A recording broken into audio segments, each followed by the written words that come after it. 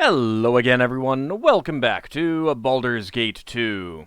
So I was going through all of my equipment, and I decided that this would be a good time to do the book reading that I'd been planning to do. The reason why I collected all of the books in the first place. I've sorted them out so they should be in the appropriate order in my bag. So let's go ahead and start reading. History of Shadowdale 1. History of Shadowdale. Fall of Asmare, a last Drow Marshal of the Twisted Tower. The Drow rule of Shadowdale lasted until the early 900s Dale Reckoning, when the increased human population in the area brought the Dark Elves into conflict with their now more numerous neighbors. The humans were the Dalesmen who a millennium earlier had crossed the Dragon Reach and made peace with the Elves of Mithranor, settling at the borders of the Great Woods that was the Elven home. The Drow soon found themselves under continual attack, and most of those who held overground settlements retreated back below. The last powerful Drow leader was Asmare, the Marshal of the Twisted Tower in its Drow-held days. Asmare oversaw the last retreat of the Drow holdings in the face of human uprisings, and held the citadel against a year-long siege. With supplies and slaves brought up from the Underdark directly into the tower, the Drow could have conceivably held out forever. However, a human slave, family histories in the Dales indicate a number of possible individuals, poisoned the well in the tower, and the citadel was easily overrun. Although if they're bringing stuff up from the Underdark, you'd think that they could either make a new well or bring up water. I don't know. Asmare's body was not found among the dead, leading some to believe that he escaped back into the depths to rejoin his people, noting the fact that he would have had to explain to his matriarch how he lost Shadowdale. It is much more likely that should Asmare have survived, he went into voluntary exile, hiding from both human and Drow. Given that this occurred only 400 years ago, it is certainly possible that Asmare still lives.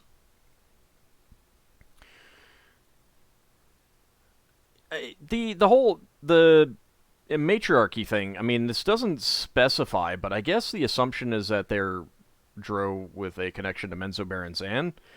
I mean, there are some other... Not all the Drow cities are matriarchal, and not all the Drow live in matriarchal societies. There are some that are most definitely not. So, like, it's really, like, kind of the focus on Menzoberranzan that gives the impression of that. I don't know. I'm not as familiar with that part of Shadowdale's history. It just kind of never really interested me. History of Shadowdale. Ashaba becomes first Lord of Shadowdale. Upon taking the Twisted Tower, removing the Drow yoke from the people, the Dalesmen had fully established the Dale of Shadowdale, with its seat of power in the tower itself. Its first lord was a water wizard who had aided in the final attack, Ashaba, who was great in age when he ascended, and ruled peacefully for 40 years thereafter. It is said that Ashaba realized he was dying and turned himself to water, merging with the river. Since that time, the river, the ford, and the Twisted Tower all bear his name. Before passing on, Ashaba chose one of his trusted lieutenants as the new Lord of Shadowdale. Presented to the people of the Dale, he was made the new Lord by acclamation. In an additional honor, the pendant worn by Ashaba was thereafter recognized as a symbol of the lordship in the Dale lands, and was possessed by each of the successive lords following. History of Shadowdale 3. The Joadath and the Tirist Massacre.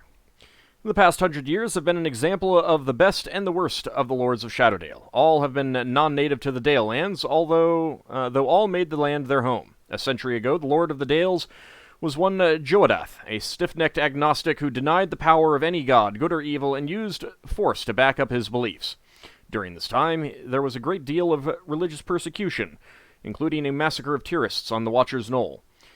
Joadath was eventually killed by a beast of the Netherplanes, summoned by parties unknown, which then proceeded to rampage through the Dale. The beast was killed, and Shadowdale rescued by the spellcasters Omri and Sylune. Omri was proclaimed Lord by acclamation. What was that? 3? Yeah. All right. 4. History of Shadowdale. Omri rules in peace. The longest period of peaceful rule was led by Lord Omri and his wife Sylune, better known as the Witch of Shadowdale.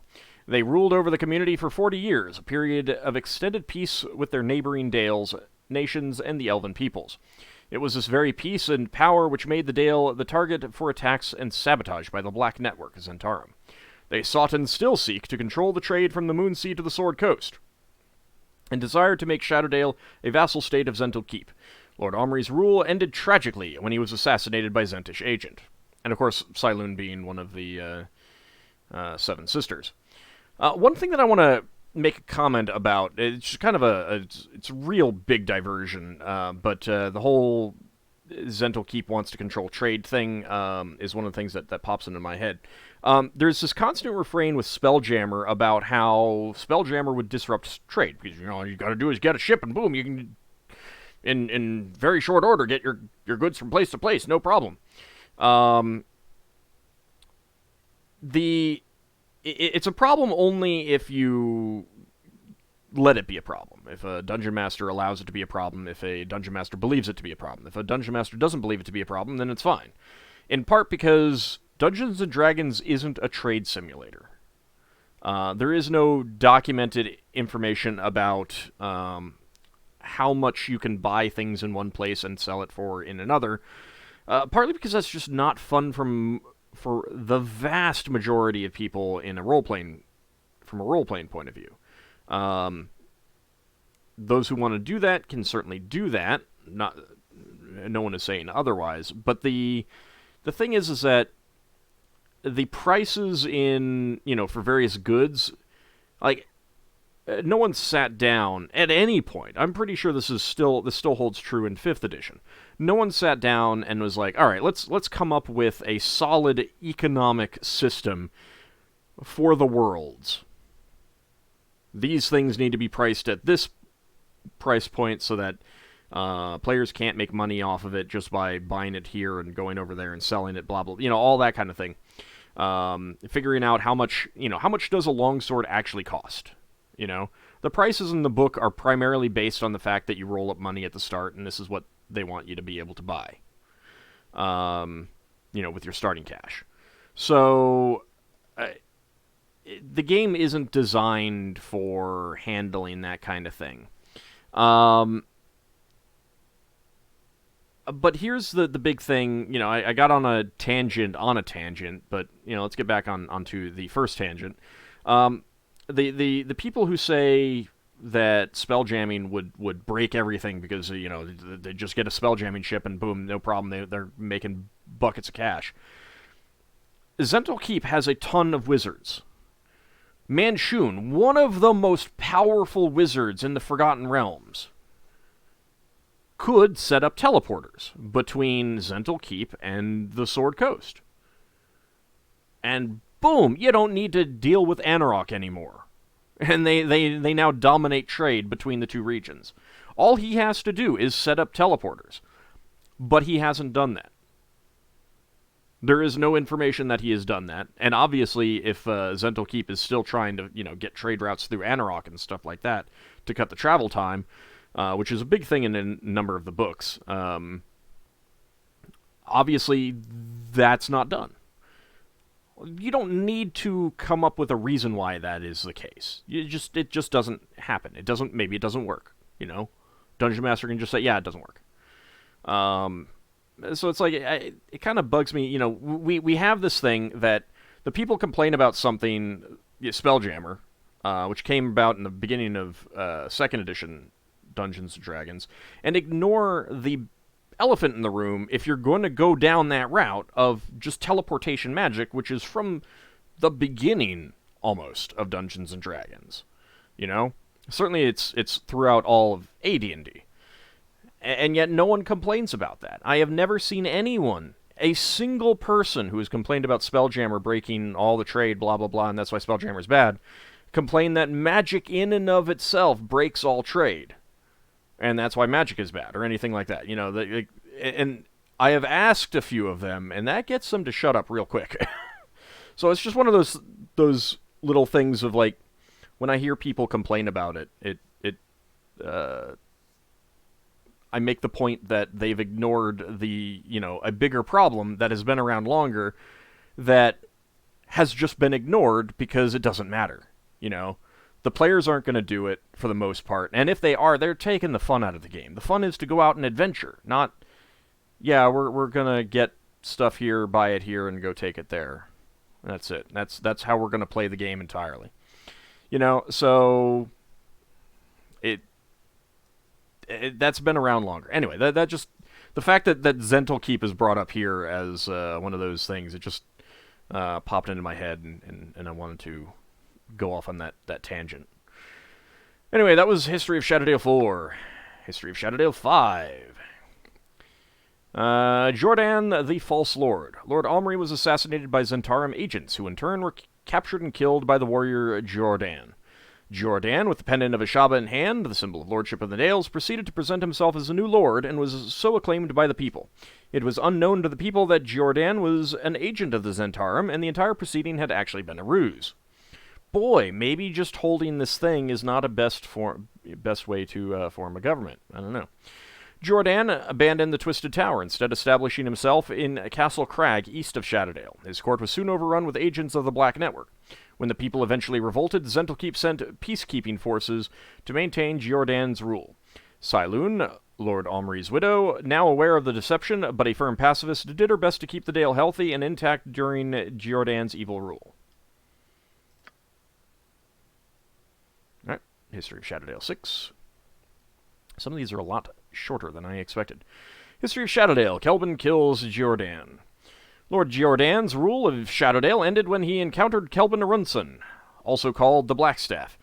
The story at the time was that Jordan accepted an invitation from Kelvin to visit Waterdeep. Oh, come on. He had to have known that was a trap.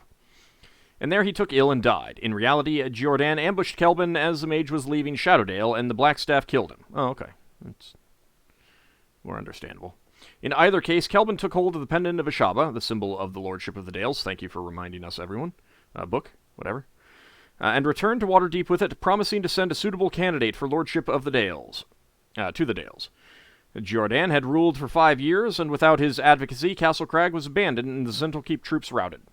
Jordan's previously chosen successor was a Melvanton named Lyron, but without the pendant, this individual was considered a pretender to the throne.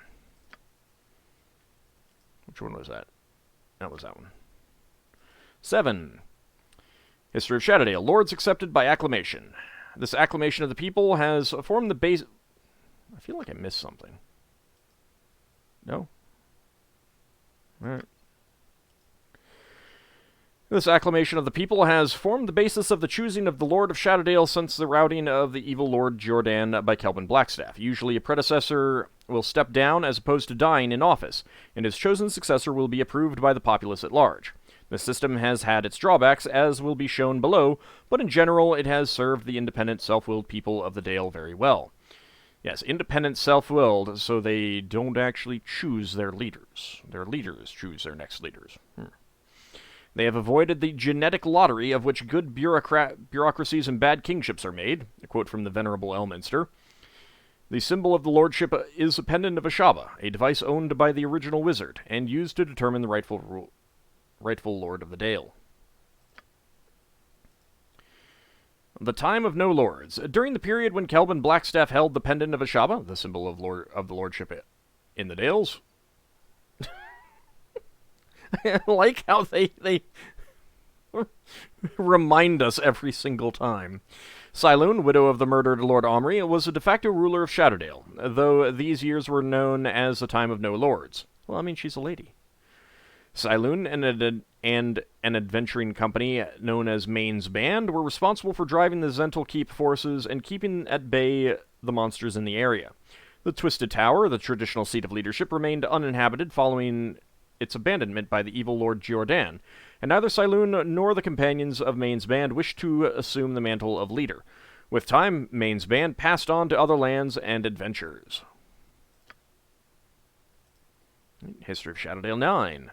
Doused Solwood becomes Lord of Shadowdale. 3 winters following his defeat of the leader, the evil Lord Jordan, Kelvin Blackstaff found a suitable candidate to assume the leadership of the Dales, or rather a group of candidates. They were the Knights of Myth-Drannor, so named to show their interest in the Elven territories and their connection with the Elven peoples, and Kelvin gave them the pendant of Ashaba, the symbol of the lordship, in return for services rendered to himself and to Shadowdale. Their leader, the Ranger Florin Falconhand, refused the honor of the lordship. It was therefore passed to Doused Solwood, who was made the new lord with the support of Florin and Sylune, wife of the murdered Lord Omri, and apparently also the secret support of Kelvin as well. Doust reoccupied the Twisted Tower, driving out the last agents of the Black Network. He also reinstituted many of Ashaba's democratic ideals, including the Lord's Court, where all citizens may speak freely and air their grievances without threat of reprisal. Doust ruled for 5 years and proved to be a capable ruler, beloved by the people. The regular presence of the Knights of Mithranor did much to ensure the protection of the area, particularly against the incursions by Lyran Nanther, the Pretender.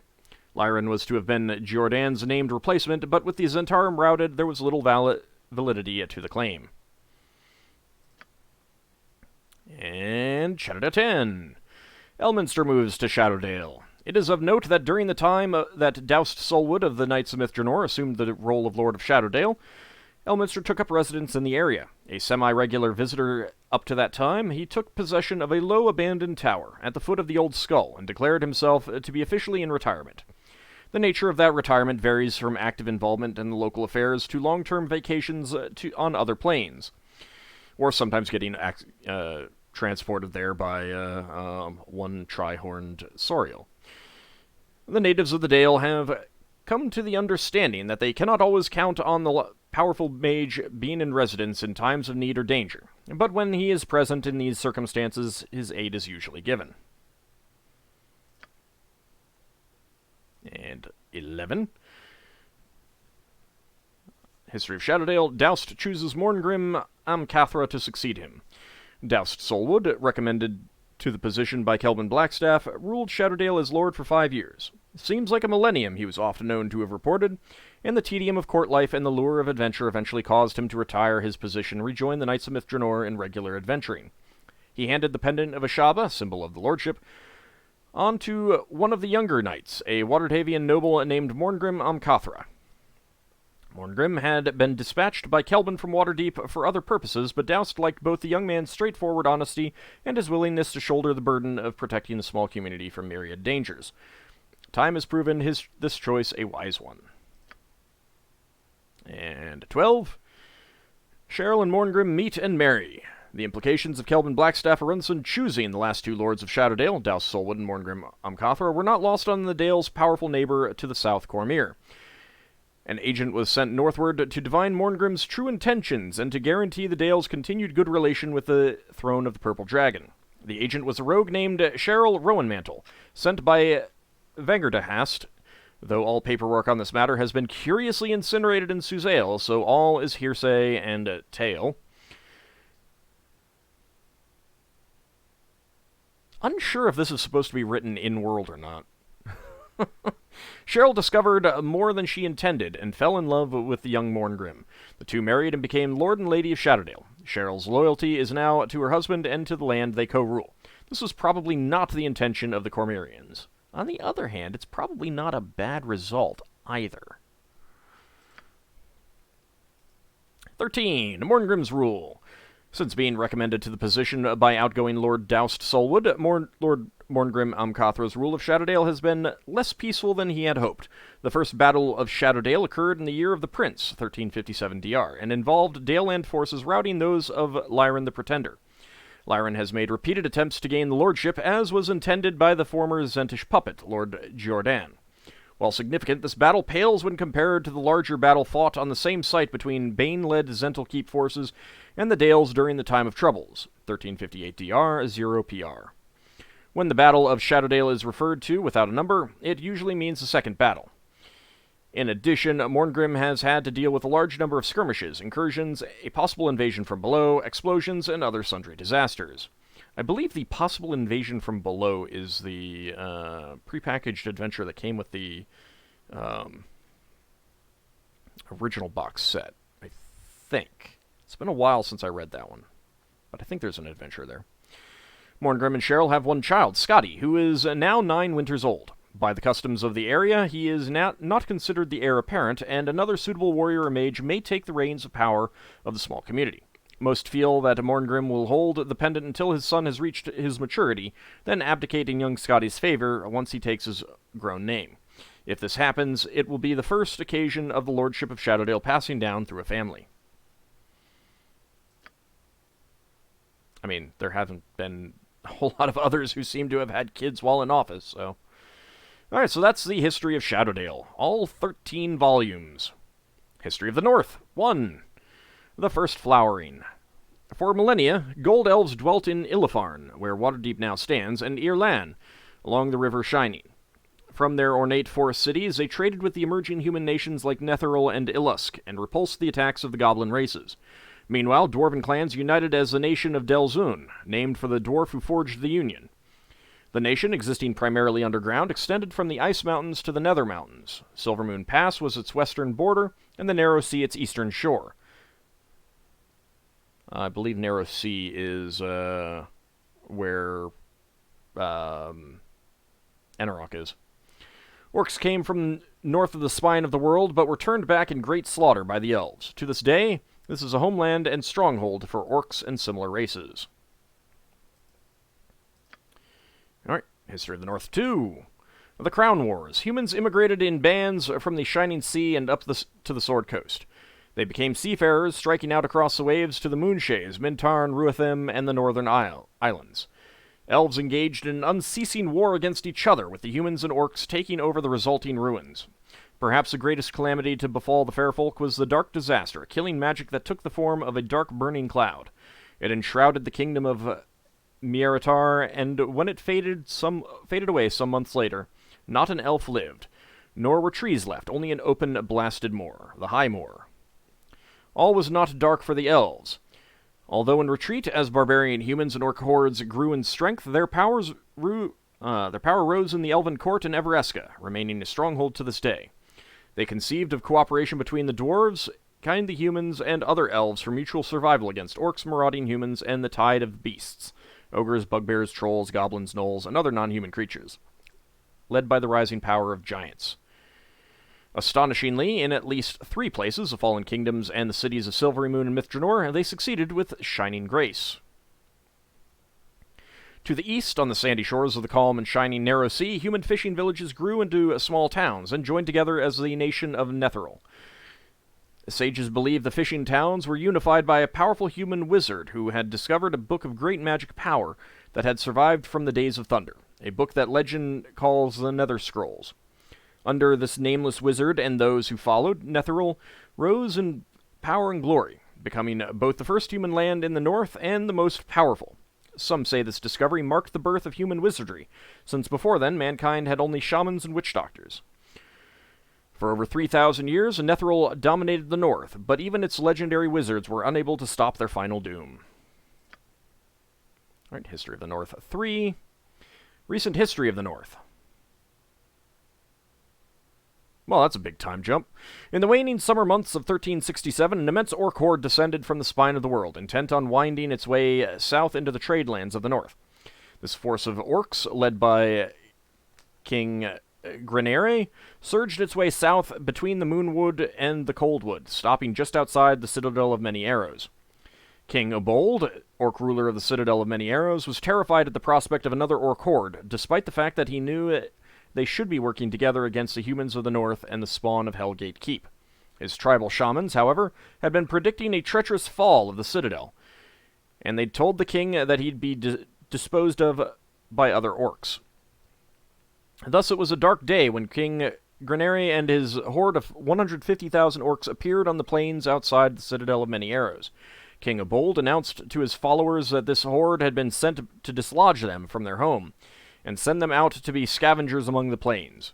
He vowed that, as his witness, the Citadel of Many Arrows would slaughter these treacherous orcs like elves during a festival. For 4 months, the 40,000 orcs within the Citadel held their ground. Assault after assault was mounted against the high walls of the garrison, but the attacking orcs were losing far more than the defenders. Still, the living conditions within the walls, never too good to begin with, created losses of their own. The battle for the Citadel of Many Arrows culminated during the first week of Uktar. As another light blanket of snow sought to bury the gathered orcs, King Grenere threw his entire remaining army at the Citadel, bursting its gates and pitting orc against orc in a flurry of swords. As the two orc kings sought one another out along the ramparts, the Citadel began to burn. The orcs that survived the battle will still speak of the extraordinary prowess of the two kings as they battled one another before their troops. Finally, however, King Obold ran Grenere through with his longsword, but Obold was severely wounded by the time Grenere had breathed his last breath. The orcs erupted into battle once again, and no one is quite certain what became of King Obold. It was through this smoke and snow that the victors of the conflict emerged, the dwarves of Clan Warcrown, along with a contingent of troops from Silverymoon. Charging in through the shattered gates, these new attackers quickly routed the exhausted orcs of the citadel, sending them scurrying off into the wilderness. King Emerus Warcrown now rules the citadel of many arrows, though the dwarves now call the city by its old name of Felbar. Most in the north still tend to refer to the citadel as the city as the Citadel, however, waiting to see if it can withstand the next orc horde. King Warcrown has put out a call for all dwarves to help defend the citadel, and news of a new vein of gold and silver is spreading rapidly through dwarven communities. History of the North 4, the Elven Exodus. This era left behind elven strongholds ripe for pillaging by humans and orcs.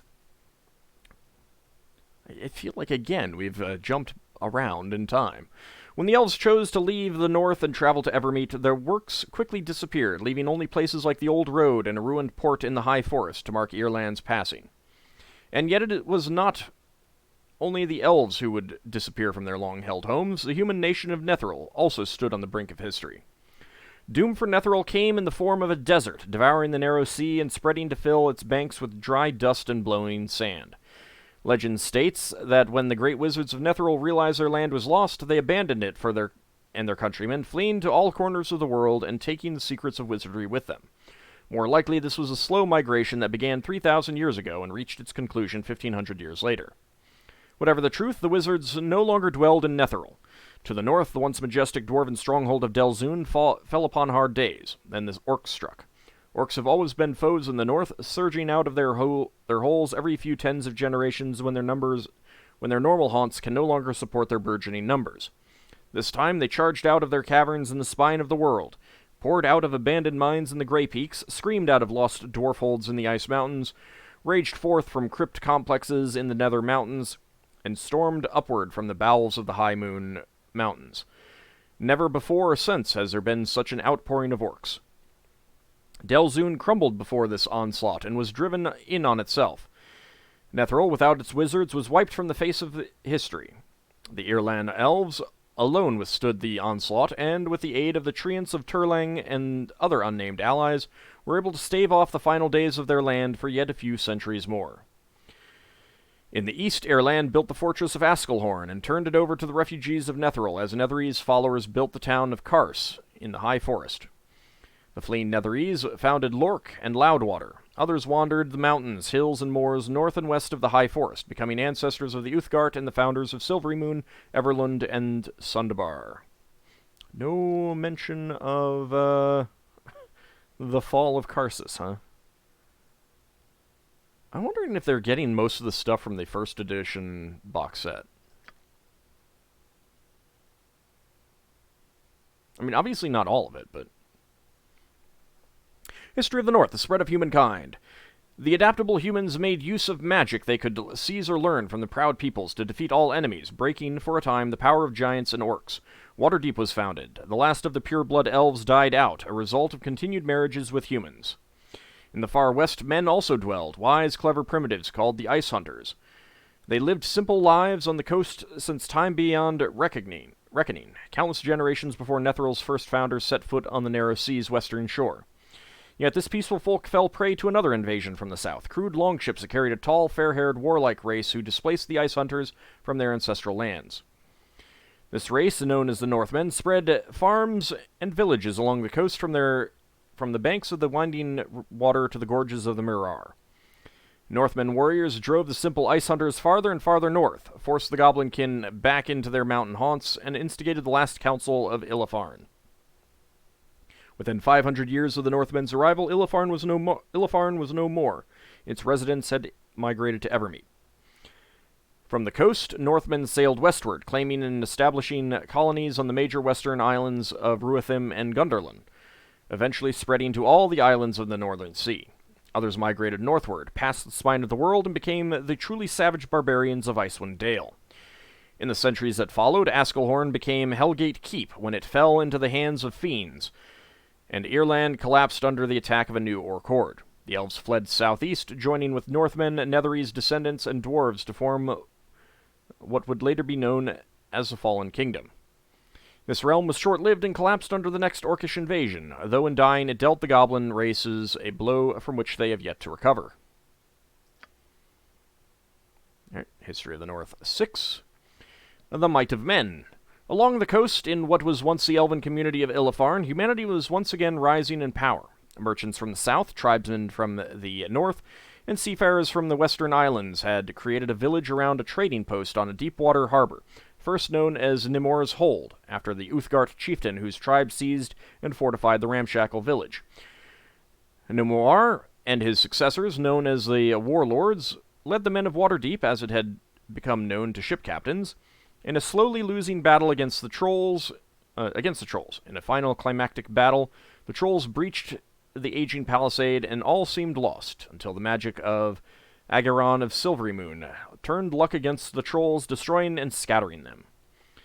Agaron, heir to the heritage and learning of Netheril, stayed in Waterdeep, and in his 112th year he again saved the city, this time from itself. In so doing, he created the Lords of Waterdeep. The city grew into the greatest in the north, possibly in all of Faerun. With Waterdeep as a firm anchor, civilization forged cautiously into the wilderness. Iluskan, now Luskan, was taken from the Orcs. Loudwater, Lork, Tribor, Longsaddle, Secomber, and the other towns were settled by pioneers from Waterdeep, sponsored by Watertavian merchant families. Though it's been centuries since the last Orc invasion, there's still constant strife. Barbarians harass merchants, travelers, and towns. The seas swim with Northmen pirates, and wars have marred the land in recent years. Luskan, now a fierce merchant city known to harbor and support pirates, waged a war with the island realm of Ruathim over an act of piracy against one of the few legitimate Luskan merchant ships. The war raged for nearly a year, with Ruathim slowly losing ground. When it appeared Luskan would finally win the naval war and land on the island itself, the Lord's Alliance entered the fray. They threatened war against Luskan if the skirmishes didn't stop immediately. Unable to fight a two-front war efficiently, Luskan cancelled its invasion plans. Tensions between Luskan and Ruathim are still high, and their ships are often seen taking potshots at each other as they pass, often just a wave or two away from each other. The government of Ruathim has recently been sending adventurers into the hills of its island realm looking for mercenaries who are killing merchants, farmers, and woodsmen. Ruathim believes Luskan still has a presence on the island, trying to win through subversion and terrorism what it could not accomplish through war. To the far north, the 10 towns have finished rebuilding after being nearly destroyed by the monstrous forces of Akar Kessel. With help from the tundra barbarians living nearby, they've built and repaired their cities, replanted the sparse foliage, and, most importantly, replenished the morale of their citizens. A recent trader who passed through the area carrying 17 wagons of rare oak lumber said that it was nearly impossible to determine who's a barbarian and who isn't. They're living together, he reported in amazement. And 7.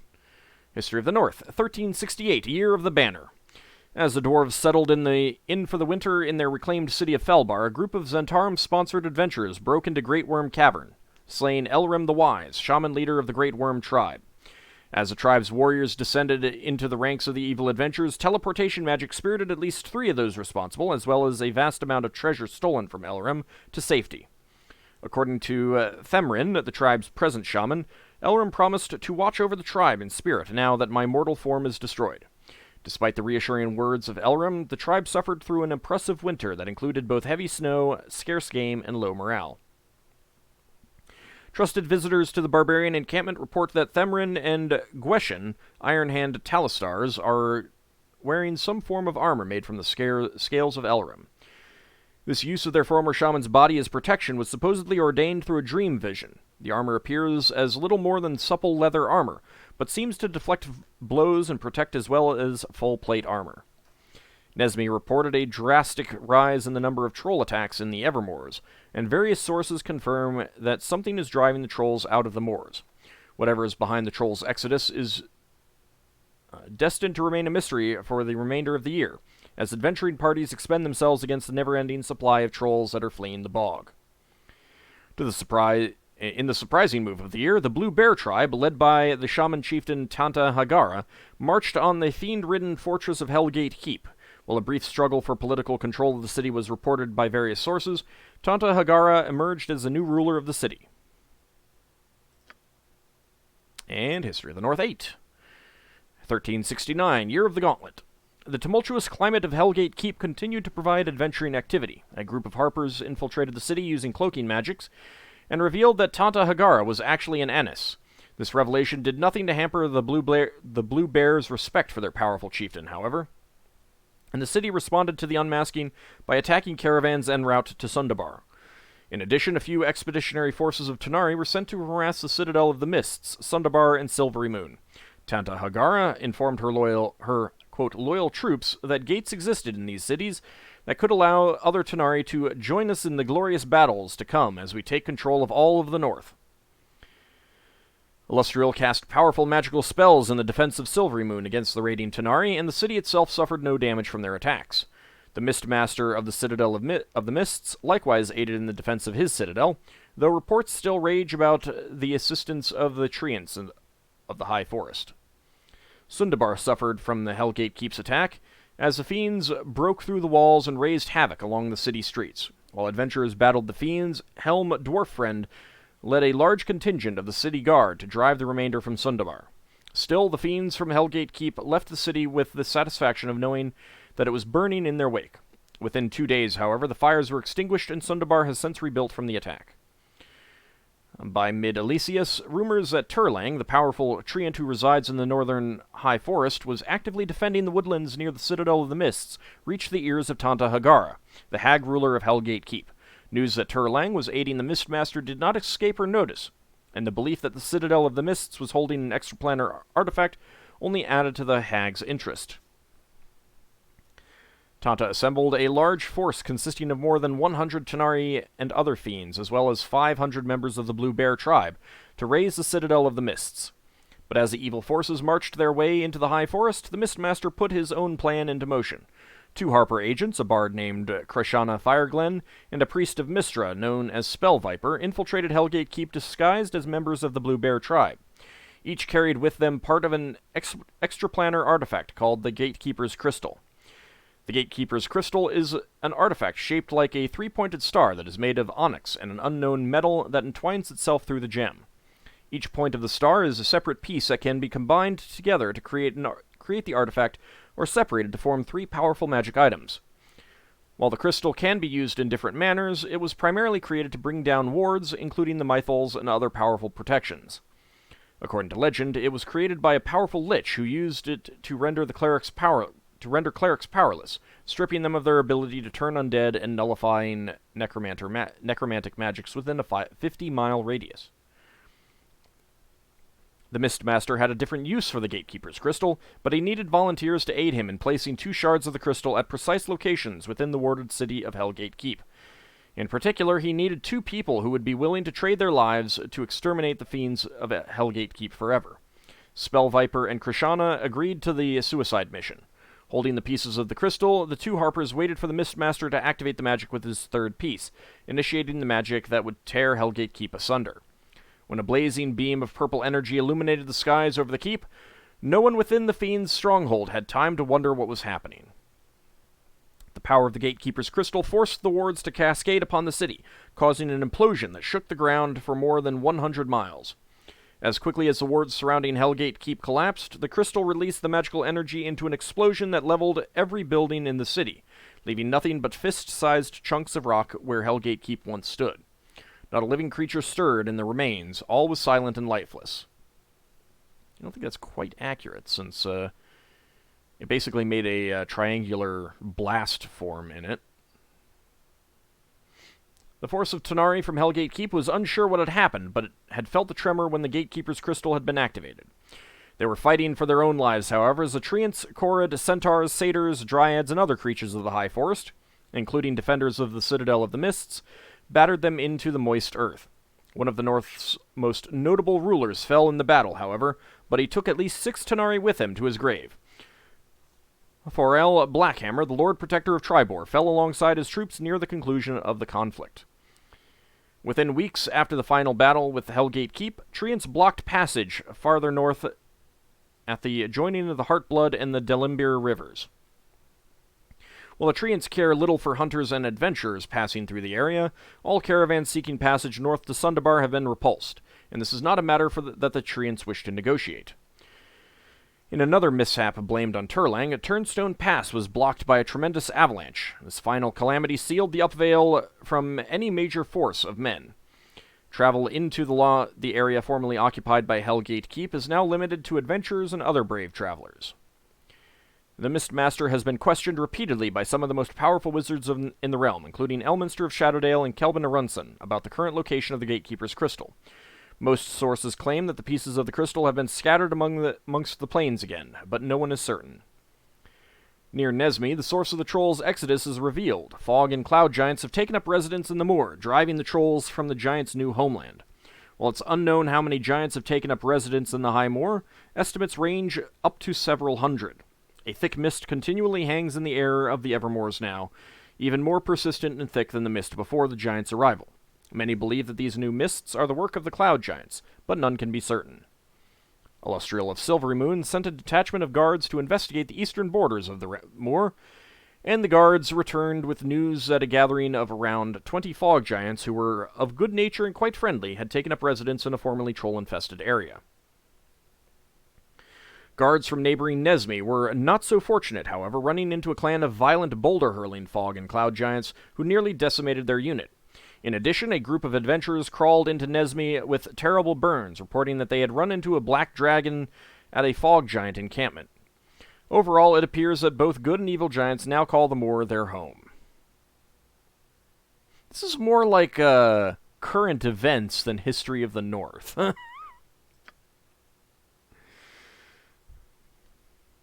Alright, History of the North 9. A Return of the Beast, 1367 to...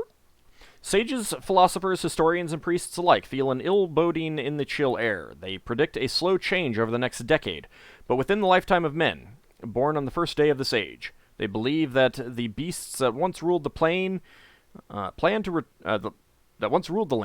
to return to claim what's rightfully theirs, imprisoning and enslaving the crowns. Where elves once reigned, men now rule, but their hold, as true for all civilizations before, is tenuous at best. I have no idea what this is talking about.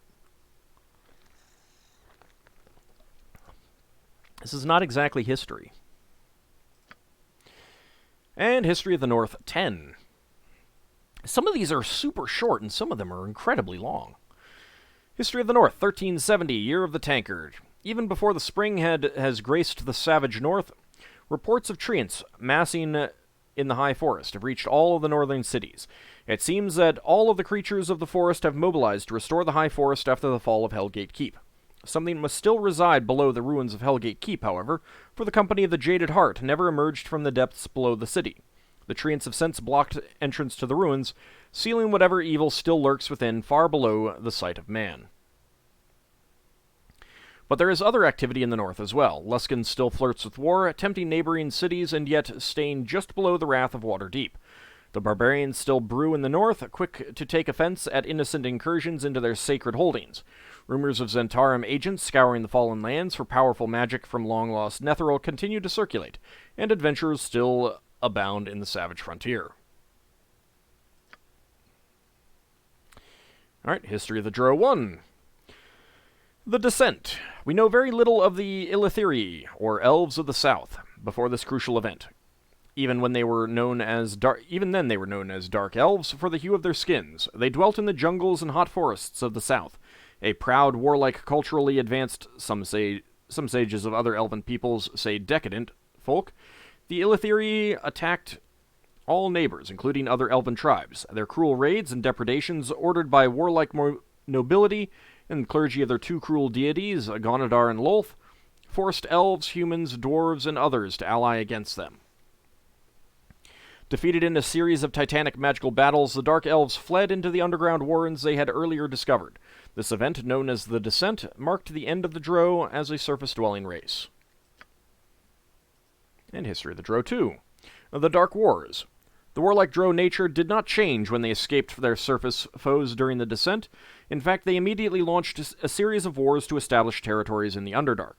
They began by stealing and seizing dwarven magical items and using them against the dwarves, establishing an enmity that is still strong today.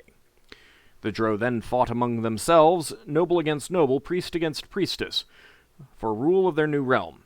This all-out war ended amid great magical explosions that brought down the roof of the largest dwarven cavern they had seized, Great Barrenden. The ceiling collapsed entirely, burying many Drow and the shattered dwarven cities. The cavern, now open to the sky, became known as the Great Rift. The surviving Drow nobles gathered what people, slaves, and equipment they could seize and fled into the Underdark in search of places to dwell. The scattering brought about the many rival self-interested cities where the Drow live today. And History of Waterdeep 1.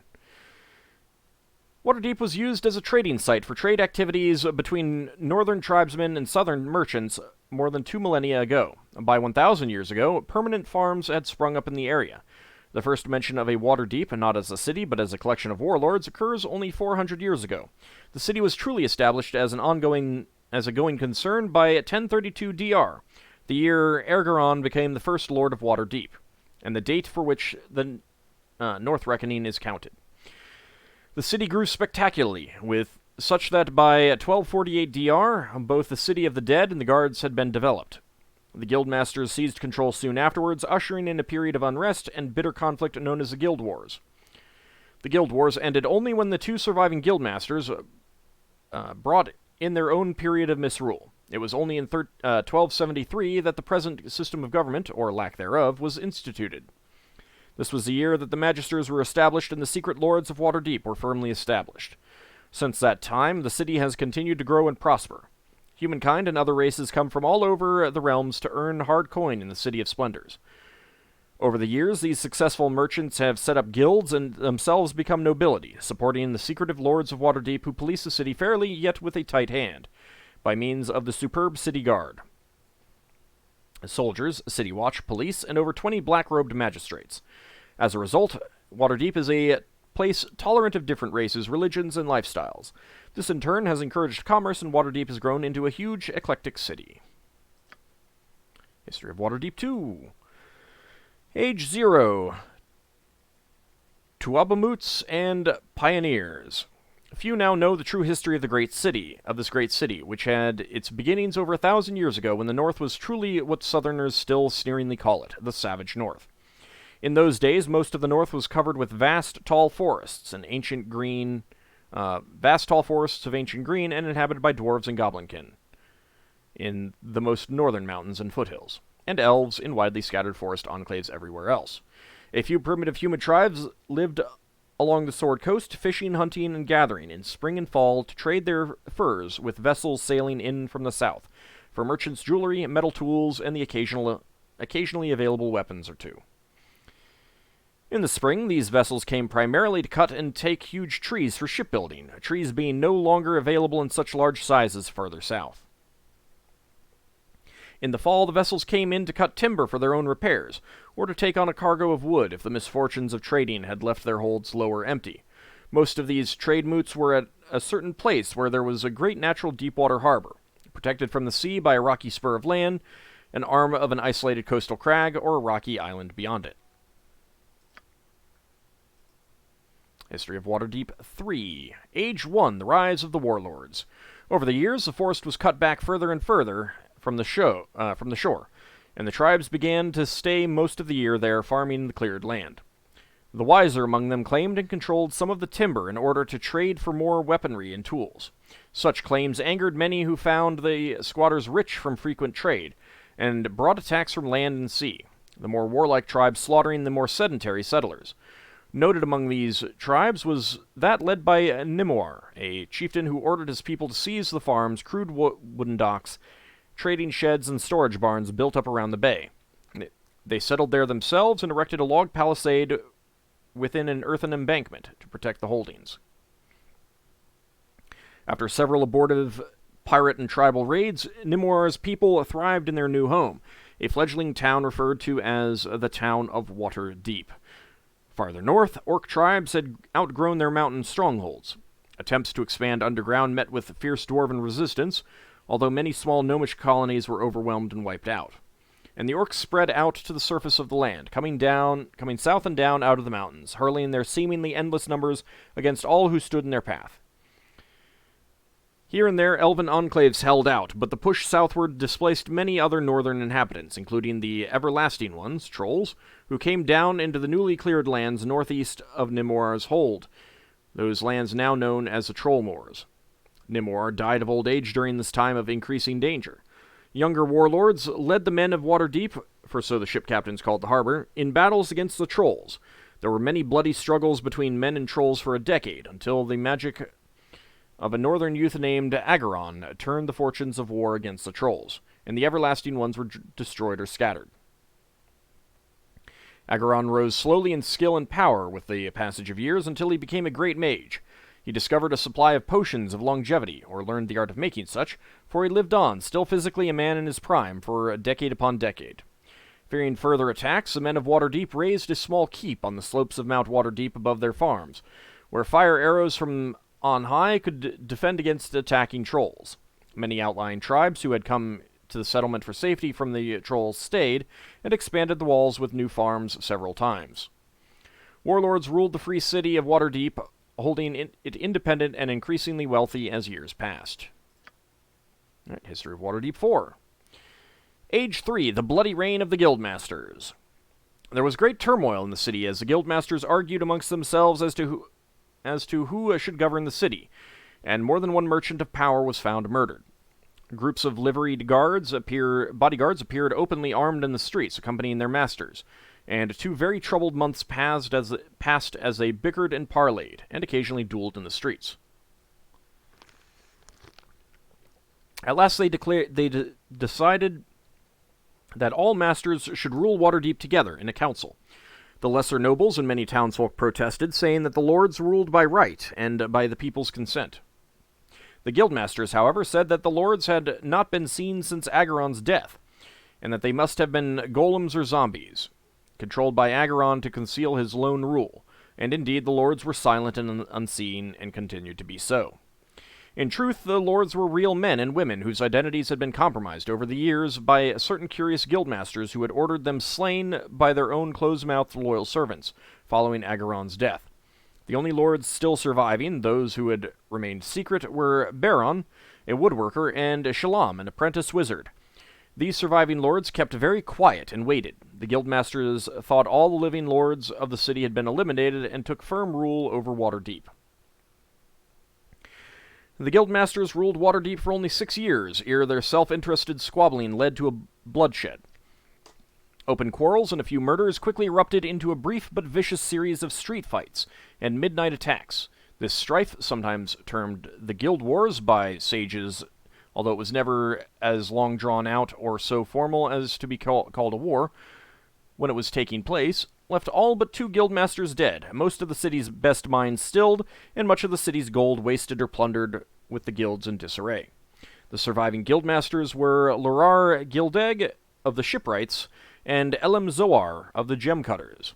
These 2, ruthless manipulators both, were well matched and could not overcome each other, though their private armies clashed often in the streets.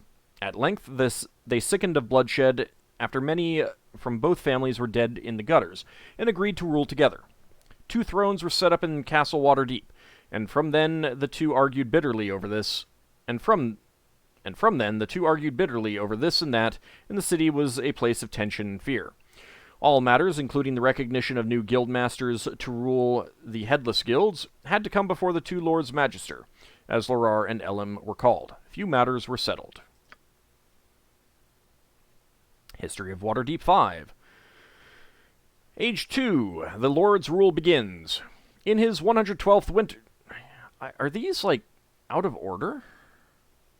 In his 112th winter, Agaron had a sharp disagreement with Rarlor, who was then warlord of Waterdeep.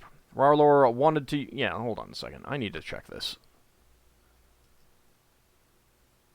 Yeah, that's out of order. Huh.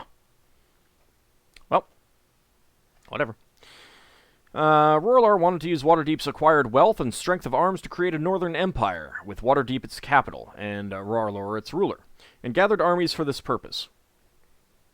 Agaron defied him before all the people, and Rarlor ordered the mage to be chained. Agaron magically struck aside all who sought to lay hands on him. In a fury, Rarlor struck at the mage with his own blade. Ageron rose into the air just out of reach, and as the infuriated warlord slashed repeatedly at his rising feet, gestured. Warlord's blade transmuted in his hand from steel into a hissing serpent, which promptly bit him. The warlord died of the venom before the shocked people assembled there. Ageron then gathered all the captains of Waterdeep's army and all the seniors of the families of Waterdeep. While runners sought to bring them to the castle, flames roared and crackled in the warlord's empty chair of state at Ageron's bidding, so that no one sat there. Then, at a gesture from the mage, the flames were gone as though they had never been, leaving the chair unmarked. Ageron seated himself then, and proclaimed himself the first lord of Waterdeep, saying that henceforth wisdom and not armed might would rule the city. He would gather some few in secret to rule as lords with him, masked and disguised when they appeared to the people, but equal to him in authority, and free of coercion by any, himself included. These lords were to be drawn from all walks of life in the city, and could serve as long as they wished. The people heard and agreed, and for the next 200 years Ageron ruled Waterdeep with his unknown fellow lords. Over the years, the masked lords were a group of sometimes 5, 6, or 7, who appeared seldom and said little. Some whispered that they were Ageron's servants, or even magical automatons controlled by the old mage. Still, Ageron's justice was swift and fair, his laws good, his guardsmen polite and just as ready to help as apprehend, and the people approved. The years passed in peace and prosperity. The north was opened to humans. Roads built under Ageron's direction linked it together, from the ruins of the fallen kingdom, which had been shattered by goblin races' attacks before men were numerous in the north, to the cities that would later become Am. Waterdeep grew fivefold in size and wealth. From all over the realms, folk began to come to the crown of the north, drawn by money, and among them came those who rob, cheat, and steal. When word of doings extended beyond simple theft to deception and workmanship, and the appearance of many fly-by-night impostor craftsmen reached Ageron's ears, he called together the senior merchants, the noble ones, and suggested that they form guilds, as was done in the far south, to police the unscrupulous of their own professions. Some resisted or were furious, but most saw the advantages of such an arrangement, particularly if they were free to set matters up themselves, and not have less favorable arrangements forced upon them. The guilds were created forthwith. Twice more the city walls were expanded, as Waterdeep continued to grow in size and prosperity. Its merchants traveled the world over, bringing back exotic goods from afar. Well, I mean, not the world over. And spreading word to the city's wealth to remote lands. In the south, some listened with an eye to conquest, or at least plunder, but swords were already out in those southern lands in a time of widespread strife, and no invaders came. Ageron's health eventually failed, and he died. He was buried with ceremony in his tower, which was secured against thieves and fools. Those who learned the arts arcane from the old mage cast the most potent protective magics known upon his home and resting place, which many believe remains inviolate today. Okay. Age 4, Return of the Lords. One day, to the courts of the Lord Magister came two people masked and robed as the lords of Waterdeep of old. Where they came from no one knew, but they appeared in the castle's great hall, where the courts were, and commanded the Lords Magister to leave the city forthwith. Laughing, the Lords Magister refused, whereupon the shorter of the masked intruders, the Lady Shalom, apprenticed to Ageron and his undeclared heir as the first lord of the city, blasted them with lightning and fire, and their very thrones were shattered and toppled. The taller of the two intruders, Baron, then called for the heads of the noble houses to come to them, or leave the city forthwith and forever, if they cared not to come by nightfall. All in the courts heard, and the news was cried in the streets. The surviving nobles came, reluctantly and with bodyguards, expecting such a summons to be a trap. Baron spoke to them and the crowd of curious townsfolk that had also come, saying, "This must not happen again. If Waterdeep was to be safe once more, he told them, all must support what he and his fellow lord now planned, as they had supported Ageron in the past. The two would choose others to be lords as before, he said, and they would rule in secret, as before, save for himself. He removed his mask and said, I am Baron. I would be lord as Ageron was before. I would be safe in the city again, in this my city again. And the folk of Waterdeep there agreed. Shallarn, still masked, commanded that the houses of the two lords magister be outcast. There was protest, and she raised her hands raised her hands that had blasted the thrones, and it was still again. And the houses of Gildeg and Zoar were outcast.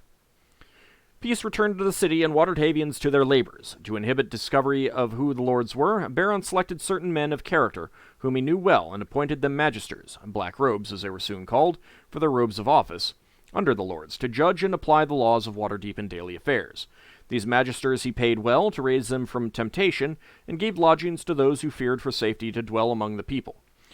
To so serve, he told the city, was a burden, not a proud misuse of authority, and if any wished to no longer serve, or found wanting, they were not to be vilified, but accorded respect. And over the magisters the lords sat in their court, to correct and overrule the judgments of the magisters. Baron told the people that none were to decry or belittle any judgments of the magisters that the lords saw fit to alter or cast aside. If any thought ill of the offices or those who held them, they could turn back to the rule of sword and whim, and perish as had those before them. Before the Lord's court, Baron encouraged people to speak freely, for the length of a short candle's burning, without fear of chastisement or reproach from the lords for anything said, as long as they spoke openly and answered questions or opposing views put to them by any there. Thus he held, just grievances of folk would be heard, no matter how small the matter or lowly the speaker. And so it was. Slow to take hold until people knew it for careful justice, but enduring beyond Baron's time, and beyond Shalarn's time, and beyond the time of their daughter Lestin the Masked Lady, who wed Zelfar Arunson of Neverwinter, and was mother to Kelvin Blackstaff Arunson, a lord of Waterdeep today, who knows the secrets of long years as Ageron did. And so the years have passed, Waterdeep has grown in size and variety. Like, the Pirgeron is the unmasked lord, not Kelvin. I believe he stepped down at one point, but I don't remember when. And as the years have passed, Waterdeep has grown in size and variety, flourishing with good trade under the tolerance and protection of strong defenders and good government.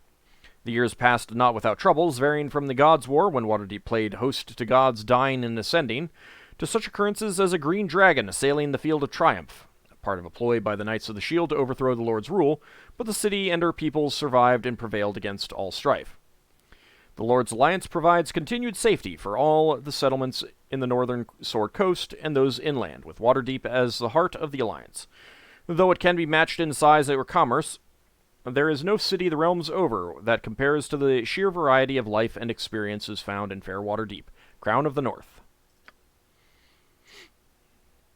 Alright, so that's all of the series books. Now we have just the individual ones. The history of Amn. Amn has the good fortune to have abundant natural resources. Some would say Amn is the richest land on the continent. This has worked in Amn's favor for generations, because even if they were conquered, the new masters would be gentle, looking to gain wealth from the land rather than to put it to the torch. Amn has been a center of trade and commerce for as long as anyone can remember. Oral traditions handed down from father to son tend to support the theory that Amn has been a trade center for at least 800 years. Unfortunately, written records are difficult to find and often incomplete. It would seem the typical Amnian citizen was too busy trying to fill their coffers to write down events of the day. Amn has always been more interested in the present and the future than the past, and this makes an accurate history difficult. The best records, the business papers of the oldest trading companies, are jealously guarded. The fear of revealing trade secrets is stronger than the call of history, so the average citizen knows very little about Amn's past. It appears that the Amn of 100 years ago was very much like the Kalimshan of today. Each major city was basically an independent entity, banding together for defense when necessary and fighting for control of territory and profitable trade routes the rest of the time.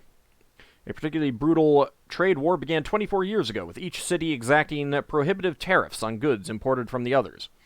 The trade war escalated, and city troops began to raid caravans sponsored by other cities. In a matter of months, commerce was brought to a halt, a number of cities were under siege, and war threatened to engulf the entire region. Into the breach stepped a young merchant named Thays Selimchant. Thays was a smart, charismatic, and very well-connected. The Selimchant trading house was one of the oldest and richest in Athkala. He secretly contacted representatives of the 5 other richest merchant houses in Amn and started to plan. The first part of the plan involved the careful sprinkling of rumors about outside threats. One involved a pirate invasion from the Nilanther. Another was about a massing of orcs just on the other side of the Cloud Peaks. Thays even started a rumor about an elf army in the forest of Tethir, ready to pounce on a divided Amn. None of the rumors were true, but they began to turn people's thoughts toward unity, not war. Thays knew that if he and the other members of his council were to take control of Amn, they would need broad-based popular support. Tensions between cities and merchant houses were still high, so to get that support, Selimchant and the others agreed to drop their family names and never use them again.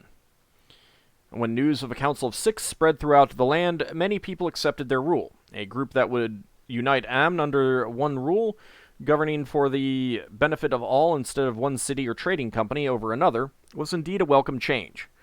The council raised an army at great personal expense to quell the few pockets of resistance that remained and has been in total control of Amn for the past 22 years. History of the Bell in the Depths. One of the great and mysterious sites in the Moonsea area, the Bell in the Depths is connected with the legendary Northkeep, an island kingdom that was the first great citadel of humankind in these cold lands. Northkeep was a great and magical city, and it was under the protection of these magics that humanity first began to press back the orc hordes and take command of the sea. The power of Northkeep made it an obvious target for orcs, giants, and other evil races. However, these creatures were not inclined towards sea actions, and Northkeep seemed safe until the day when, according to legend, 40,000 inhuman mages, shamans, witch doctors, and priests of all foul races gathered on the northern shore of the Moonsea and began to chant, bringing the vengeance of their gods down upon the human interlopers. The gods, at least some of them, came and destroyed their priests for disturbing them, but also sank Northkeep beneath the waves. The upper reaches of Northkeep, its slender, now broken spires, can be seen beneath the water by boats that sail nearby. This is not attempted often, however, as the region is said to be haunted by the original defenders of Northkeep, seeking company in their watch over the cold lands. On fog-ridden nights, the bells of the tallest towers, despite being submerged, can be heard as far away as Hillsfar. And the history of Kalimshan. Kalimshan is older than either of the other empires of the Sands, first settled over 7,000 years ago by the Gen, a humanoid race from the elemental plane of air. These Gen were known to be very magical, and during the course of their rule they developed many new spells previously not available in the plane of air. The Gen prospered for over 1,000 years in Kalimshan, but their reign was ended by an invasion of creatures and minions from the plane of fire. Some say this is where the bitter hatred between the Genie and the Afriti started, though others contend this was just a result of a hatred that was already there. Whatever the cause, the battle was long and bloody. It took over 100 years to complete. The Gen finally routed the attackers, but were greatly weakened in the attempt. They slowly declined, and the last mention of the Gen is just under 6,000 years old. For the next 4,000 years, Kalimshan was dominated by nomadic tribes of humans. Tribes from various places, Cholt, the Shar, the Shining Plains, Chondath, even Amn and Cormyr, took turns dominating, only to be conquered by the next nearly identical tribe. Slowly, the nomadic culture of Kalimshan began to change. As explorers and traders from Amn, Waterdeep, and Cormyr rediscovered the wonders of the area, some tribes began to settle down and develop new means of support, like fishing, farming, or trading. These communities began to band together for mutual protection, and soon a civilization was born. It was only 1,300 years ago that the Shun Empire, now called Iltkhazar, came into being. The Shuns were a grand and glorious empire, and their excesses were the foundation of Kalashite snobbery today. They grew wise and powerful in the ways of magic, and ships and caravans bearing the Shun flag traveled across the realms. Shun himself, a particularly powerful mage, created a book of great power during this time, called the Tome of the Unicorn. The exact location of the tome has been lost in time, but since the book is 2 feet by 3 feet and made of pure metal, it is likely to still be around somewhere. 900 years ago, the Shun Empire abruptly vanished. A great magical upheaval was suspected at first, but learned mages of other lands dispute this claim. A force that great, they say, would have disturbed magical powers and beings throughout the realm. throughout the realms, and that didn't happen. Sages who have studied the Shun at great length have reached no definitive conclusions, but the most popular theories today center around a plague or disease that decimated the population. Today, the Shun impact on Kalimshan is still great. The grandeur of that empire is responsible, more than anything else, for the strong national character of Kalimshan today. The ruins of Shun's greatest city, Monratavi Teshi Mir, can still be found in the wilderness to the west of the edge of the forest of Mir. See below for more on Monratavi Teshi Mir. Since the fall of Shun, no force or people has risen to solely dominate the land. There are half a dozen or so major cities, each of which exerts its power over its own area. About 170 years ago, a man in Kalimport amassed a great army and declared himself Pasha over the land. Before that army could march, however, the representatives of each major city met and agreed to recognize the Pasha's authority in limited areas, and to pay a small tribute to him, enough to pay for the works the Pasha was expected to do. The oldest son of each Pasha inherits the title. If there is no son, the mayors of each large city selects a new one. The current Pasha, Rashid Genispool, has ruled for over 18 years and is the grandson of a Pasha elected by the mayors of Kalimshan 44 years ago. History of the Chosen of Mystra. The reason why Mystra, the goddess of magic, invested a portion of her divine might in mortals is not known. One of the more popular theories, and one that is gaining more support in light of the goddess's other actions during that period, is that Mystra foresaw the time of troubles, and her own passing at the hands of Helm, and chose to give some of her power to mortals in order to ensure that her successor, the female mage Midnight, as it turned out, would have a number of nearly immortal allies in the struggle against the schemes of the gods, the now dead Bane, Miracle, and Baal, who precipitated the time of troubles by stealing the tablets of fate. The theory goes on to suggest that Mystra informed Azuth, at approximately the year of the Rising Flame, 0 DR, more than 1,300 years before the time of troubles, that some of her power must be put into the hands of mortals, who would then become known as Mystra's Chosen. This power would sleep within the bodies of those mortals, allowing Mystra to call on it only with their permission. It would give the Chosen the innate ability to heal quickly, and would give them lifespans far greater than those of ordinary mortals. Mystra speculated that these mortals might be able to call on her powers, and thereby gain some special abilities, but that these powers would not rival those of a deity. See powers below. Did they just copy this from something? They must have just copied this from something. The goddess of all magic then began to select mortals she thought to be suitable. One of the first was a young mage Elminster, and she also singled out a promising wizard named Kelvin Arunson. Both have proved to be worthy and capable receptacles for her powers, but Mystra's other early attempts to invest her power in living humans were unsuccessful, and she came to realize that only very few mortals were of stern enough substance to contain such power within themselves without being destroyed or corrupted. Even though some people aside from Elminster and Kelvin may have possessed the requisite strength, it is possible that having lived for years prior to being visited by Mystra had set them on a path from which they were not able to deviate. Whatever the reason, the problem needed to be solved. To get around the difficulty, Mystra devised a plan to use herself as a vessel to breed individuals who could be nurtured and acclimated to her power from the very beginnings of their lives. For the father of these individuals, she picked the best example of the human stock she could find, Dornall Silverhand, a nobleman and former harper who lived near Neverwinter.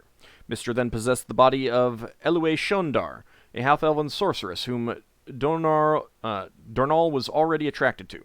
Mystra revealed her presence and her plan to Elue, who happily and eagerly agreed to have the goddess share her body. Elue had been reluctant, but under the influence of Mystra, the woman became a seductress, and Dornall found his advances to be suddenly returned with great fervor. Dornall and Mystra Elue were wed in the year of Drifting Stars, 760 DR. The first of 7 daughters, Anastra Seiloon, was born the following winter. Seiloon's 6 sisters emerged at 1-year intervals thereafter. Endue Illustrial, Ambara Dove, Athena Astorma, she prefers the shortened Storm these days, Anamanue Laryl, Alasra Shentantra, known today as a symbol, and Erse Kilue, These siblings have become known in Realmsian lore as the Seven Sisters. No mention of... maybe it'll be down there. Also, I kind of feel like some of this information would not be public knowledge. Just a little bit. Tiny bit. Dornell, who had been kept in the dark about his wife's true nature through the years, presumably because Mystra didn't want to risk losing his services, was disappointed and nearly distraught by the time his sixth child was born. He had always wanted sons as well as daughters. More importantly, he was seeing his wife deteriorate right before his eyes. The strain of coexisting with the goddess all these years had turned Eloe into a withered shell. In essence, a lich, clinging to life only because Mystra's power was within her. When Eloe was carrying their seventh child, Dornell consulted a priest who told him his wife had been possessed by an entity of great magical power. To spare both of them any further agony, he attempted to slay his wife's physical form by severing her head from her body. As soon as he had done this, Mystra was forced to reveal herself to him, and she went on to explain her scheme. Just as she had worried would happen, Dornell was aghast at how he and his wife had been used by the goddess. He turned his back on the corpse of his wife, abandoned his lands and his children, and vanished into the north. Mystra bore him no ill will, and in fact protected him for the final 30 years of his life. When Dornell finally did meet his end, he called out to Mystra, and the goddess granted him continued existence as her servant. Now known as the Watcher, Dornell Silverhand travels the world unseen by mortals on a continuing mission to locate candidates to swell the ranks of the Chosen, and to identify possible threats to Mystra and her minions. Yeah, no mention that Killué is actually a drow. History of the Cormyr. Alright, and I want to point out, see powers below. Yeah, no.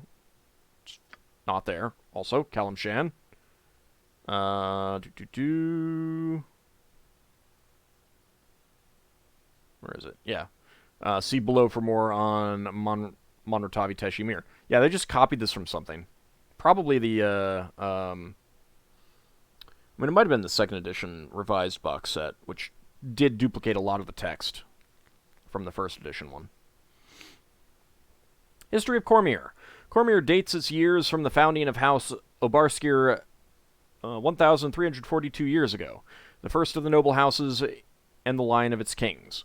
For the bulk of this time, Cormyr was little more than a single city, Suzail, and a few fortified outposts. At times, the monarch was forced by rebellion and intrigue to rule from those outposts instead of from the throne. King Azun, in the fourth of his name, and the 71st of his line. The land has been officially at peace for many years, since Rigerd overthrew the last of the border raiders. However, Cormyrian armies have taken part in many actions in nearby regions, recently mustering its forces to face Gondogal, the rebel of Arabel, to occupy Tilverton on the marches of the Dalelands, and to lead a crusade against the great Tugan horde invading from the east. One wit has noted that, yes, the land is at peace, but the army has to keep busy. In addition to pursuing major actions, Cormyrian patrols often skirmish with bands on the roads in the north and west, and are at present battling orcs and other creatures north and east of Cormyr in Tilver's Gap and Shadow Gap. Both of these areas are threatened by raiders who will menace Cormyr itself if they ever overrun Tilverton. Cormyr has built a fortress, Castle Crag, to defend the kingdom from attacks from that quarter, and maintains the High Horn to protect against attacks from the west. History of the Dales and the Elven Court. The founding of the Dalelands long preceded the creation of any of the existing Dales by hundreds of years, and the year numbering system known as Dale Reckoning is actually a commemoration of humankind being given permission to settle in the lands north and west of the Inner Sea. Most of the current Dales are relative newcomers, the older having been abandoned, destroyed, or overrun long ago. In those ancient days when Suzail and Chondathan, now called Serloon, were mere coastal trading posts, the elves who ruled this forest entertained a request from settlers from the east, refugees and farmers from far-off Impiltur and Damara.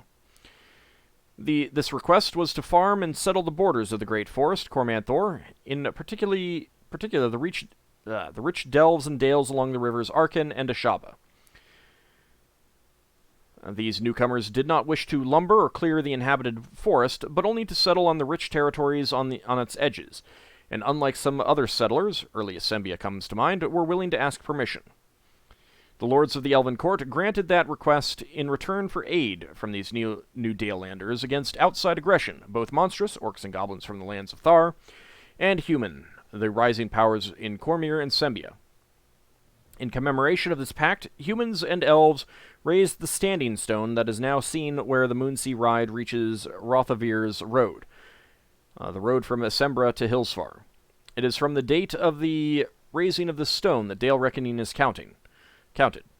According to the pact made, the Dalesmen would only settle those regions that were unforested or unclaimed by the elves. As the elven woods receded under the axes of further invaders and settlers, old dales perished and new ones came into being along the borders of the woods. People, both good and bad, have raised petty nations in the Daleland sense, though any one dale that turned against the pact would have to deal with the others. Each of the dales is a large swath of farms and fields, with a few scattered settlements and usually one central marketplace, capital or dale center. These centers are often, but not always, named after the dales they are in, adding to the confusion as to what is a Daleland's territory. The dales are not city-states, for their largest groupings of population rate as towns at best, and they lack the defensive walls common throughout the heartlands. They are neither true nations in the fashion of Cormyr or Sembia, and occupy a gray middle ground wherein they are nothing more or less than dales.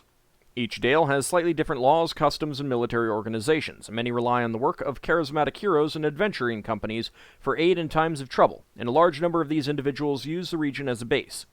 This attraction for adventurers is further increased by the large number of elven and pre-elven ruins in the area, and the departure of the Elven Court for Evermeet, leaving the woods open for exploration and exploitation. The history of the Dales is filled with battles and attacks on its various members. In the Year of the Worm, 1356 DR, Scardale, under the command of Lashan Omercer, launched a number of swift attacks, conquering a number of the surrounding Dales. A coalition of forces from the others, as well as Sembia, Cormyr, and Sental Keep, crushed the invaders and occupied Scardale. During the Time of Troubles, 1358 DR, 0 PR, Shadowdale was attacked by Sental Keep. More recently, the Dalelands have committed forces to a unified army under King Azun IV of Cormyr to turn back the Tugan invasion, 1360 DR. The history of Dombrath. The nation of Dombrath was formed out of a barbarian kingdom almost a half millennium ago by a powerful alliance of priestesses of Loviatar and the Drow from the city of Tlindet. In 211 DR, fleeing from the destruction of their homeland by the then great kingdoms of Unther and Mulharand, 4 tribes of barbarians entered Dombrath. They found a coast where the dolphins danced and plains where the grass was long. They roamed from the borders of the walls of Halrua as far east as the current borders of Estegund. They soon became known as the Arkawin, or People of the Wind. In 545 DR, great war chief, Reinhar, rose to lead the tribes. The halflings of Lurien were quickly enslaved, and several of the coastal cities of Durpar were captured and razed.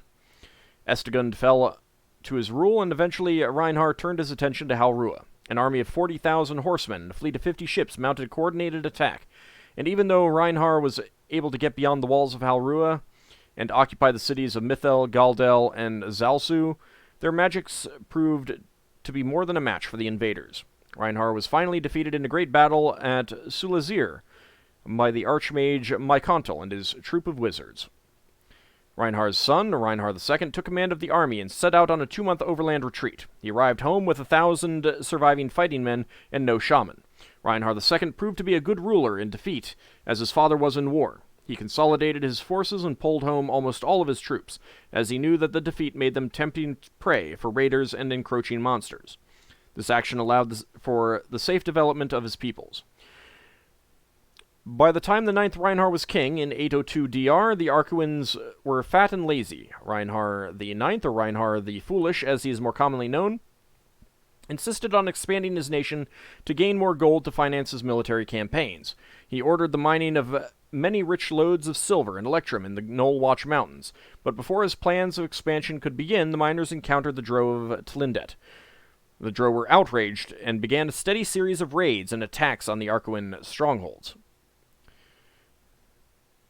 Whole villages were destroyed overnight, and no trace of the invaders could be found. Reinhar IX committed the foolhardy action of attacking the Drow in retaliation. While the Arkawins managed to get a force into the Drow city, this action only succeeded in uniting the normally chaotic Drow. For once, the full power of a Drow city was turned against an enemy. The battle quickly moved back to the surface. Reinhar's raiders were wiped out, leaving Reinhar with only a small portion of his original army. This was not enough for the Drow, who demanded total enslavement of the entire surface nation. Arquins resisted valiantly, and the war went on for 3 decades at tremendous cost in life to both sides. Finally, the Drow had the Arquin forces cornered at Malduir. Almost without hope, the defenders were overjoyed when a group of half-elven pilgrims appeared on the scene. The High Priestess, Kathtir Shintar, offered the aid of her clerics to help defend the city, and Reinhard took this to be an omen from the gods. A priestess was placed with almost every company. Within a 10-day, the Drow struck. The priestesses did indeed prove to be of great aid, but to the Drow. Every priestess turned on the Arquins, and Kathtir herself slew Reinhar. The Drow were still weakened by the battle, and only the presence of the priestesses enabled them to win. Kathtir, realizing the unique advantage she possessed, made a deal that even the suspicious Drow embraced.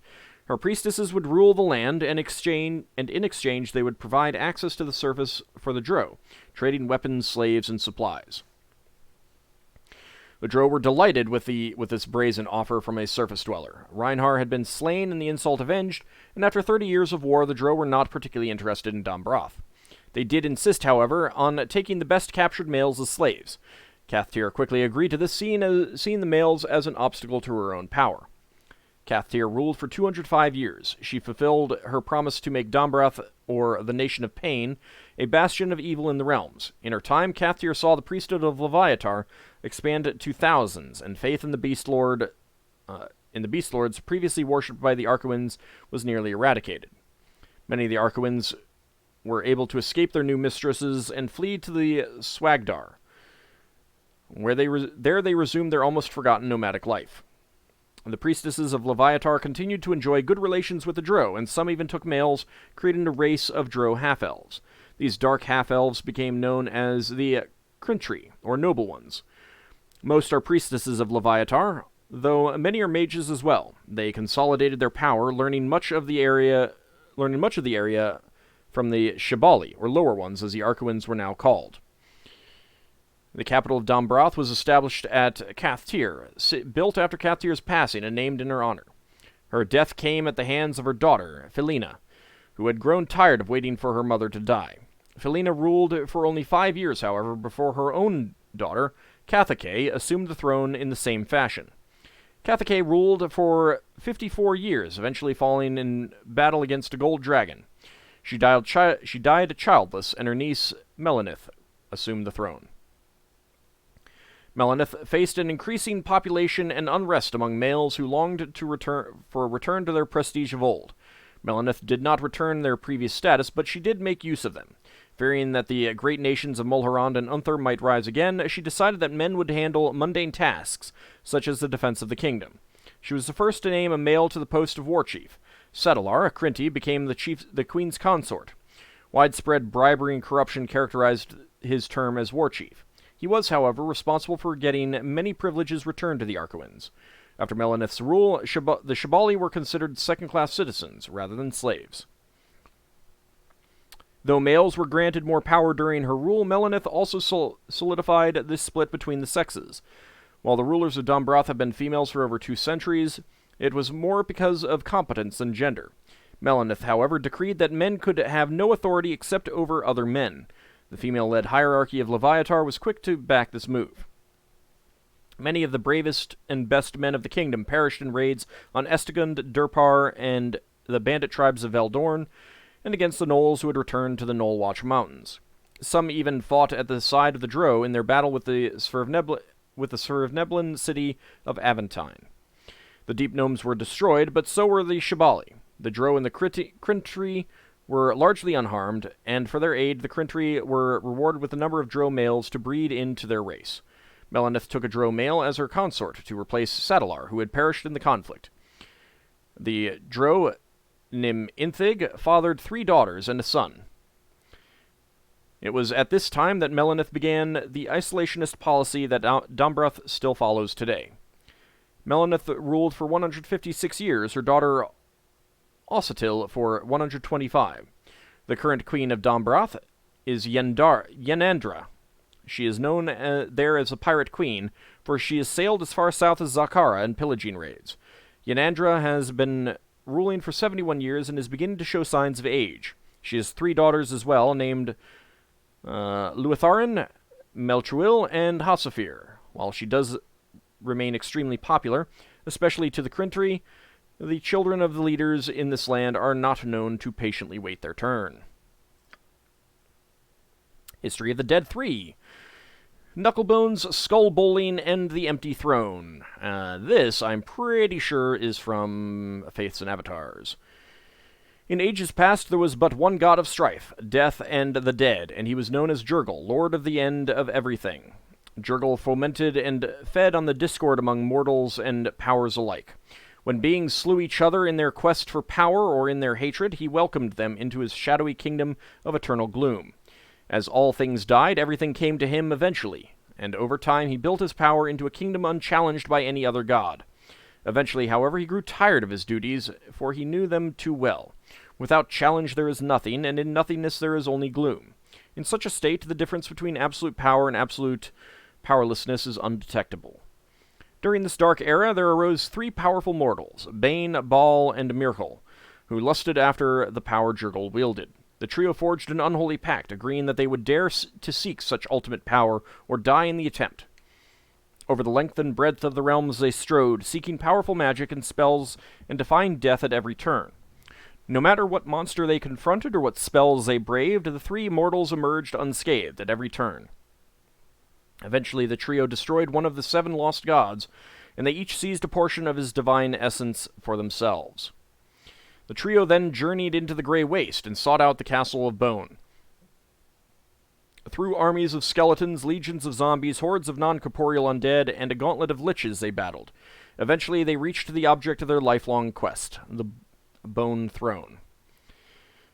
"I claim the throne of evil," shouted Bane the tyrant. "I'll destroy you before you can raise a finger," threatened Baal the assassin. "And I shall imprison your essence for eternity," promised Myrkul the necromancer. Jurgle arose from his throne with a weary expression and said, "The throne is yours. I have grown weary of this empty power. Take it if you wish. I promise to serve and guide you as your seneschal until you grow comfortable with the position." Before the stunned trio could react, the Lord of the Dead continued, "Who among you shall rule?" The trio immediately fell to fighting amongst themselves, while Jurgle looked on with indifference. When eventually it appeared that either they would all die of exhaustion or battle on for an eternity, the Lord of the End of Everything intervened. "After all you have sacrificed, would you come away with nothing? Why don't you divide the portfolios of the office and engage in a game of skill for them?" asked Jurgle. Bane, Baal, and Myrkul considered the god's offer and agreed. Jurgle took the heads of his 3 most powerful liches and gave them to the trio that they would compete by bowling the skulls. Each mortal rolled a skull across the Grey Waste, having agreed that the winner would be he who bowled the farthest. Malar the Beast Lord arrived to visit Jurgle at this moment. After quickly ascertaining that the winner of the contest would get all of Jurgle's power, he chased off after the 3 skulls to make sure that the contest would be halted until he had a chance to participate for part of the prize. Bane, Baal, and Myrkul again fell to fighting, as it was obvious their sport was ruined, and again Jurgle intervened. Why don't you allow Lady Luck to decide, so you don't have to share with the beast?" The trio agreed, and Jurgle broke off his skeletal finger bones and gave them to the players. When Malar returned from chasing the skulls, he found that the trio had just finished a game of knucklebones. Bane cried out in triumph, "As winner, I choose to rule for all eternity as the ultimate tyrant. I can induce hatred and strife at my whim, and all will bow down before me while in my kingdom." Myrkul, who had won 2nd place, declared, "But I choose the dead, and by doing so I truly win, because all you are lord over, Bane, will eventually be mine. All things must die, even gods." Baal, who finished 3rd, demurred, "I choose death, and it is by my hand that all that you rule, Lord Bane, will eventually pass to Lord Myrkul. Both of you must pay honor to me and obey my wishes, since I can destroy your kingdom, Bane, and murdering your subjects, and I can starve your kingdom, Myrkul, by staying my hand." Malar growled in frustration, but could do nothing, and yet again only the beasts were left for him. and Jurgle merely smiled, for he had been delivered. Yeah, that's pretty sure that's right out of Faiths and Avatars. History of the Dragon Coast. The history of the Dragon Coast is a history of money, particularly the darker side of the coin. Situated on the main trade routes between the Inner Sea and the Sword Coast, these lands never coalesced into a solid, coherent nation like Cormyr or Sembia. Instead, small, petty city-states have risen and fallen, powered by greed and the most powerful merchant or pirate faction of the day. As a result, the Dragon Coast has always been the home of the smuggler, the pirate, the rogue, and the hired killer. It has been the place where those seeking to skirt the laws of the more civilized nations to the north make landfall. It is here that the Red Wizards gain their access to the western heartlands and where the Cult of the Dragon launches its plots to the south. And it is here that independent secret societies and assassin guilds have their greatest power. The last semblance of organized resistance to this trend was the reign of Verovan, last of the kings of Westgate. The monarchy of Westgate had long worked closely with the various mercantile and pirate factions, but Verovan attempted to stem the growing power of the merchant houses and petty lords. His sudden and mysterious death without acceptable heirs in 1248 DR opened the door for much of what now is commonplace in the Dragon Coast: corruption and treachery.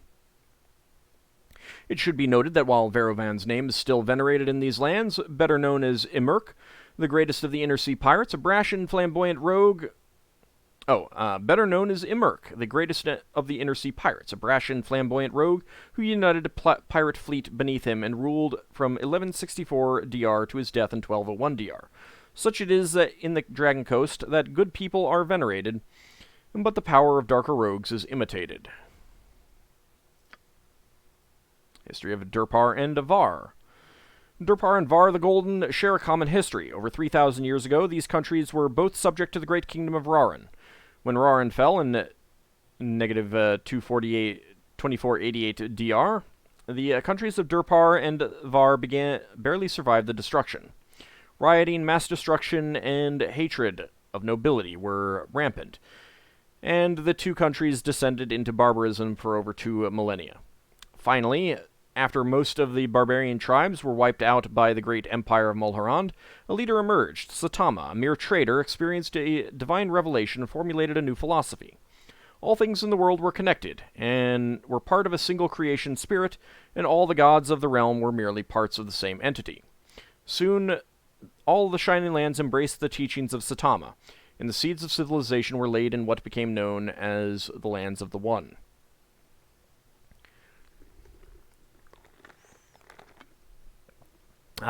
Wet my whistle. Since the Lands of the One had many natural resources, trade with Mulhorand and Lyrian became a way of life. Merchants were honored above all. In time, the Maharaja of Durpar and the Raja of Var were replaced with a council of merchants. During this time, the land suffered occasional raiding attacks from the horsewomen of Dambrath, and had many skirmishes with their neighboring countries of Estegund and Olgarth. In 1023 DR, after an armed peace had been worked out with Olgarth, the Council of Merchants decided that something needed to be done about the raiders from Estegund, who were hurting trade with other countries. War was an inconvenience, but interrupting trade was life-threatening. Jeradim, the richest merchant of the lands, was given power to negotiate a settlement. During these negotiations, he proved, at least in the eyes of the Durparians, that he was indeed the master trader he seemed. Estegund had just tried a foolish invasion of Dambrath. The vengeful female leaders of that land wiped out nearly every able-bodied fighting man they sent. The monsters of Eldorn were causing problems, and Estegund was going through a famine. It was here that Jeradim showed his fine merchant's instincts. He could not pass up such an advantage, and began bargaining the most outrageous trade of all time. He met with the leaders of Estegund, a fearful king and his nobles, and explained the advantages of Duparian life and the philosophy of the Adama, the oneness of all things. He bargained for days until finally the king made the trade. He purchased the whole of Estegund for the two countries of Durpar and Var at the price of 24 gems. He also promised protection and help for the integration into the Durparian way of life. Thus were formed the Shining Lands. Within 100 years, the three countries shared a common way of life, and with the added strength of the resources of Estegund, Derparian merchants increased their trade range. They roamed as far east as Karator, as far north as the Sea of Fallen Stars, and west to Dambrath and Halrua. At the present time, with the newly discovered lands of Maztica and Zakara beckoning, the future looks bright. They gotta wear shades. History of Estegund. Estegund history follows a different path than those of Durpar and Var. The Gundars were conquered in 551 DR by Reinhar I, war chief of the Archaeans of Dombrath. Estegund regained its independence when Reinhar was slain by the Halruan archmage Mycontal, though the country soon degenerated into a group of small, independent city-states. Skirmishes with Var and between the city-states continued for several centuries, until a king once again united the country. King Borneol was a skilled ruler, and under him Estegund began to prosper. His descendants did not share his wisdom, and in 1053 DR, King Selkarin more than illustrated this. He had failed to conquer Durpar, and Veldorn resisted his challenges. An avowed misogynist, Selkarin turned his attentions to the matriarchy of Dombrath. He led a large fleet to attack Dombrath, taking extreme losses, including his own life. Selkarin died childless, so his brother Seltarir was crowned king. The new ruler faced a country with most of its fighting men gone, and an unforeseen problem, a famine. The famine was caused by a blight that wiped out nearly all the year's crops in Estegund. This made him eager for a deal posed by Durparian merchant Jeradim, and in a legendary trade, the entire country of Estegund was sold. Contrary to popular rumor, Seltarir did not trade away the country for 24 pearls. In actuality, he received diamonds worth almost 1,000,000 gold pieces. The sudden wealth gave him an instant seat on the Council of Merchants, so he retained a measure of rule in addition to his fortune. Chaka Seltarir is still the richest Chaka in Estegund to this day. In the years that followed, the Gundars began rebuilding their lives under their new circumstance, and now they compete on equal footing with the merchants of Durpar and Var. The problem with 24 diamonds is that who is going to buy one of those if they all together are worth almost 1,000,000 gold pieces? On the other hand, I guess you could always borrow against him. History of the Fateful Coin. Old tales tell that luck plays a crucial role in each person's life. When each newborn baby enters into the realms, Timora flips a coin formed from the remains of the original goddess of luck, Tyche.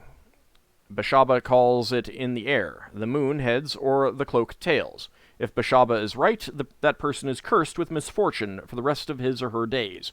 If she's wrong, Lady Luck smiles on the child for the rest of his or her life. For some rare beings, the coin lands edge on, and these luckless few can forge their own fates, for they have more freedom over their destinies than the powers themselves. That is also from Faiths and Avatars, which is not really a history. History of Gondogol the Lost King. Arabelle, long under the dominion of Cormyr, for a time became the center of a swordsman's empire. This swordsman was Gondogol, the Lost King, who in the year of the dragon, 1352 DR, attempted to carve a kingdom for himself centered on Arabelle. It was to extend north to the Desert's Mouth Mountains, south and west of the Wyvern Water and the farms outlined from Evening Star, and east to Tilver's Gap in the mountain and the mountain passes. In the years following, people would say that Gondogol's reach was no longer than his blade. He could not hold any of the territory against the might of Cormyr, Sembia, Daggerdale, Tilverton, and several of the other Dales, all of whom he drew the blood and ire of in the making of his throne. Gondogol ruled for less than a season, though he reigned officially for scarcely 8 days. The remainder of his rule was spent fighting here and there against one foe or another in the lands he claimed. His troops were largely mercenary, and his treasury of seized goods was small and soon gone. One night, Gondogol's force simply melted away before the advancing troops of Cormyr and was gone. King Azun IV retook Arabelle on that morn without wetting a blade. No one has ever found the body of Gondogol. He is known to have fled north and then east via Teshwave, but then his fate becomes a matter of conflicting rumor and legend. Some believe he still lives with a score or more of loyal followers, keeping court in the wilds somewhere, a careful and ruthless bandit who takes care that none survive his attack to carry tales elsewhere. When the entire caravans vanish at times, anywhere between the High Dale and far-off Impiltur, he is blamed by talk in the taverns. Gundagol was said to be a tall, gray-haired warrior of considerable personal skill and intelligence. His badge was a gray wolf's head, face on with red eyes. Caravan guards often warned merchants to beef up the escort on a particular caravan, else thy gold will soon be gilding Gondagol's throne. Gondagol was an impeccable swordsman, and somewhat chaotic in his self-professed neutral alignment. If he does indeed yet live, the magic or treasures he carries and who his allies might be are all unknown. Gondagol's reign had a great influence on the King of Cormyr.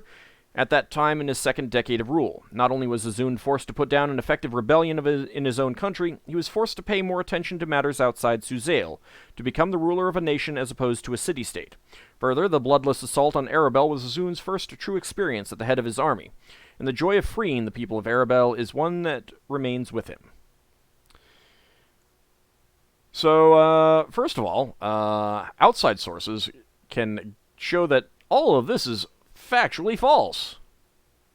And, somewhat chaotic in his professed neutral alignment, that is also no longer true. It was true at this point. Gondagol actually got transported to Ravenloft, and he has become chaotic good in alignment, based on what he has seen there. So, that's always one of my favorite little bits of lore. That he's now in Ravenloft. I'm not sure exactly where he got taken from, but oh well. History of Halrua. Halrua was settled centuries ago by wizards fleeing the Faerûn in what was to become the Anarok Desert. The first wizards came in unique flying ships invented by the Netherese and found a beautiful and rich country settled only by shepherds and large herds of aurochs and wild growth. It was here that the wizards decided to make a stand, should the Faerûn follow. The Faerûn never did, but Halrua has had to defend itself from attacks by all of its neighbors since then. Over the centuries, Dombrath has attacked and raided Halrua's ports and borders multiple times. Once led by a magic-resistant barbarian, the Dombrai occupied all of the country south of Lake Halrua. They were defeated in battle by the great archmage Mycontal, who slew the barbarian leader. 40,000 Dombrai attacked and were stopped by 500 Halruans. More than 200 Halruan wizards, including Mycontal, died in the battle. The last attack upon Halrua was less than 100 years ago, through the Talath Pass by the power-hungry king of Lapalia. He had allied with bandits from the Wastes, although this time the Halruans were able to field a larger force, including fighting men as well as wizards in their skyships. The attackers were easily routed. Halrua also suffered through a civil war about 5 centuries ago, when a number of mages advocated beginning new experiments in magic, ones which even the Netherese didn't approve of. The renegades were driven from the region, but went on to found the land of Thay, or so it is said in Halrua. Since then, Halrua has been at peace. It has had no declared wars, though it still suffers raids from Dembrai pirates, bandits of the Wastes, savages from the Meher jungles, and any other pirate, raider, or hungry wizard who thinks that magic and wealth grow on trees in Halrua. This constant raiding has made the Halruans very defensive, warlike, and traditional. The people say that since wizards have always led them, wizards always will. History of the Last March of the Giants. This is also from Faiths and Avatars, if I remember correctly. East of the Great Rift in the Eastern Shar once stood a land of the Titans. This empire rose at the dawn of time in Faerûn, and its lords thought to challenge the gods in their arrogance. In punishment, they powers cursed the reigning monarch of the land with fascination and his brethren with devotion. The powers then dropped a star onto the land. The impact of the fallen star created a huge valley, later known as the Sea of Fallen Stars. Slowly picking up speed, the ball rolled through the Titan nation and onward to the south. Unable to contain his curiosity, the Titan King ran off after the bouncing sphere, and his devoted followers dutifully followed his tracks. The meteorite rolled on until it reached the great sea and vanished into the depths. The monarch dove into the sea, and, lemming-like, the entire Titan race dove in after him, never to be seen again. Ashamed at the destruction they had wrought, the powers vowed to keep both curiosity and loyalty firmly in check to avoid such disasters in the future. They have done so to this day, preventing both new ideas from being pursued with any speed and the intelligent races of Toril from ever fully cooperating. I am personally inclined to say that that is myth and not legend or fact. History of Lurien. Land of the Halflings. The Halflings of Lurien claim that it is the original homeland of halflings in the realms. Although other halflings may disagree with this, it is true that Lurien was settled hundreds, perhaps thousands of years ago. Lurien's history is one of conquerors and subjugation. Throughout the centuries, the halflings have been conquered by the barbarians who used to inhabit Dombroth, by the kingdom of Estegund, and even once by the monsters of Beldorn. In every case, the invaders were eventually defeated because they made the mistake of underestimating the halflings due to their small stature.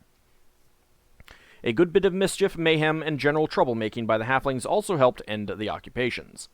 Currently, Lurien is enjoying unprecedented prosperity. The halflings are currently taking advantage of their relationship with the nation of Durpar, their biggest customer and greatest competitor.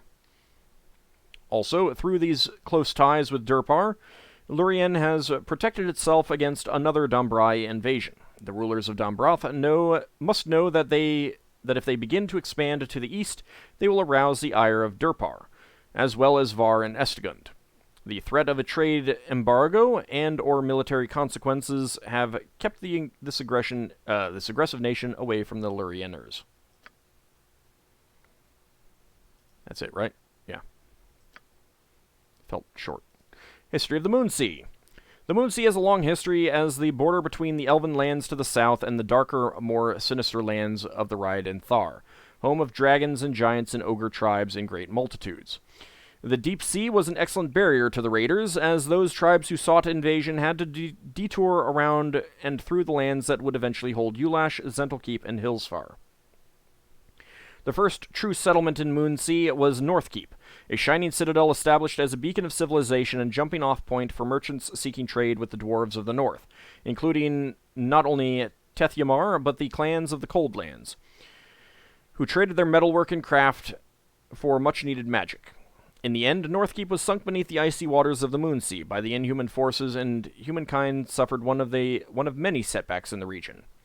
So has been the nature of human habitation of this region since the beginning. Human settlements thrive for a few years, usually through sheer willpower and on the strength of a sharp sword, and then are overrun by goblins, orcs, dragons, beholders, or giants. Flan has fallen and risen again. Ulash is a ruin where a decade ago there was a thriving town. Hulburg and Sulasprin are empty hulks. Each of the cities of the Moonsea seems threatened with extinction in its turn, then is rebuilt. This cycle may be the reason that only the strongest and most savage survive, even prosper in the lands of the Moonsea. The greatest cities, Hillsfar, Mulmaster, and the impenetrable Zentelkeep, are all ruled by evil people who control their lands with iron grips. The lesser cities, Elventree, Flan, and Thentia, may be less evil, but have a strong, independent, almost chaotic nature. In many ways, the Moonsea is a frontier with a frontier mentality. History of the Red Ravens. One of the few long-standing mercenary companies that operate in Cormyr, the Red Ravens have a strength on paper of 110 swords, but can easily triple that number with new hires if they get a sufficiently large contract. They have been kept on retainer by the government of Cormyr with the stated purpose of cleaning out the Stonelands to the north. They have been moderately successful in this goal, but the Stonelands are still far from being a safe territory. The Red Ravens are commanded by Rayana the Rose, a veteran of the Horde Crusade. They are noted for their honesty and trustworthiness, as they do not wish to jeopardize their royal charter. Most of their troops are armed with studded leather and carry longswords. They charge 200 gold pieces per week for the services of their 110 being unit. Their symbol is a red raven amulet. History of Sembia. The land of Sembia was settled by humans coming to the Sea of Fallen Stars from the south, and was originally chosen for its stands of huge, high-quality Ilir wood timber so prized in shipbuilding. However, as the forests were cleared over the years, the tree cutters came into increasing conflict with the elves that feared the loss of their entire wood. This would undoubtedly have occurred had not the hastily gathered mercenary troops of the fledgling land been defeated by the elves at Singing Arrows, 884 DR. This battle convinced distant Chondath to abandon its holdings in the region and allow the immigrant Sembians to establish their independence, though as little more than a collection of rival city-states, much like the Moonsea or Vast of today. It also set the stage for the appearance of the Raven. The young country grew strong as farms prospered in the newly cleared lands. Craftsmen arrived from the south to take advantage of this chance to acquire land and wealth, bringing their trades with them. Rothavir the Raven unified the city-states and towns in the face of the continuing elven menace, and insisted on maintaining a standing army, which he kept in practice by policing Sembia's borders and improving its roads. At this time, 913 DR, Sembia became as a true nation. The Moon Seas, Dragon Seas, mineral wealth was discovered by humankind at about this time, and pressure began to grow for a trade road through the Elven Woods to make Sembia the world's gateway to all those riches. The Raven went alone as an envoy to the Elven court. There he asked the elders of their council to approve a road, open to humans, linking Sembia to the shores of the Dragon Sea. An earlier road had been destroyed during the conflict and was now overgrown. Raven proposed that the elves choose the route and retain control of it and the woods around it, so that no woodcutting or human settlement would occur. The elves had earlier made similar arrangements with the Dalesmen and had no difficulty with the concept of such an arrangement. However, the inhabitants of Velarsdale, now Harrowdale, refused the proposal, not wanting or needing such a road at that time. Curious, since later a ruler of Harrowdale commissioned the disastrous Half-Axe Trail. The elves, not wishing to offend longtime allies, refused Raven's request. Rebuffed, the Raven then threatened to exterminate the isolated elves in Amathoi, the last embattled remnant of the elves in Sembia, if the Elven court did not cooperate. If the road were built, however, they would be free to trade or not trade as they wished. The elves agreed under this pressure, and Sembia's financial future was secured. Hillsfar, on the shores of the Dragon Sea, became a commercial meeting ground between humankind and elves, as did Elven Tree. The route the elves chose ran past the base of the Standing Stone as a reminder of earlier, less hostile dealings between humans and elves. Over the years, the elves of Amathoi came north to join their brethren or slipped away to seek Evermeet, leaving the wood to gradually disappear. Sembia grew rich under merchant leaders of increasing wisdom, such as Sayre, for whom Saerb was named, and Selgar, for whom Chancellgaunt was renamed to Selgaunt. Before his death, Rothavir the Raven saw that these merchants had a strong standing council of merchant elders to advise him and to ensure that no ruler could hold on to power by force of arms. Then this far-sighted man, creator of a nation now half-blind and infirm from old war wounds, rode north into the Elven Woods and disappeared. None know what happened to him or where his bones lie, save perhaps some few elder elves. History of the Sisters of Light and Darkness. Again, I'm pretty sure this is from Faiths and Avatars. This was the birth of the world and the heavens. After Lord Ao created realm space, there was a period of timeless nothingness, a misty realm of shadows before light and dark were separate entities. Within this dim chaos stalked 13 lords of shadow, the Shadavari. Whether they came from elsewhere or are children of the shadow itself, none can say. Eventually, this primordial essence coalesced into twin beautiful goddesses who were yin and yang to each other. They were so close they thought of themselves as one being. The two-faced goddess created the heavenly bodies of the crystal sphere, and together infused them with life to form the Earth Mother, Chauntea. Although Chauntea has since contracted her essence to encompass only a beer Toril, in the beginning she embodied all matter in realm space. This new universe was lit by the face of the silver-haired goddess, who called herself Saloon, and darkened by the welcoming tresses of the raven-haired goddess Shar, but no heat or fire existed within it. Chauntea begged for warmth so that she could nurture life and living creatures upon the planets that were her body and limbs, and the two sisters who were one became divided, as for the first time they were of two minds.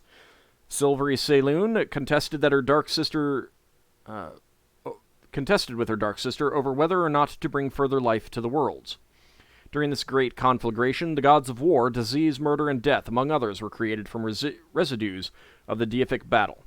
At one point during this battle, Saloon seized the advantage and reached across time and space to a land of eternal fire.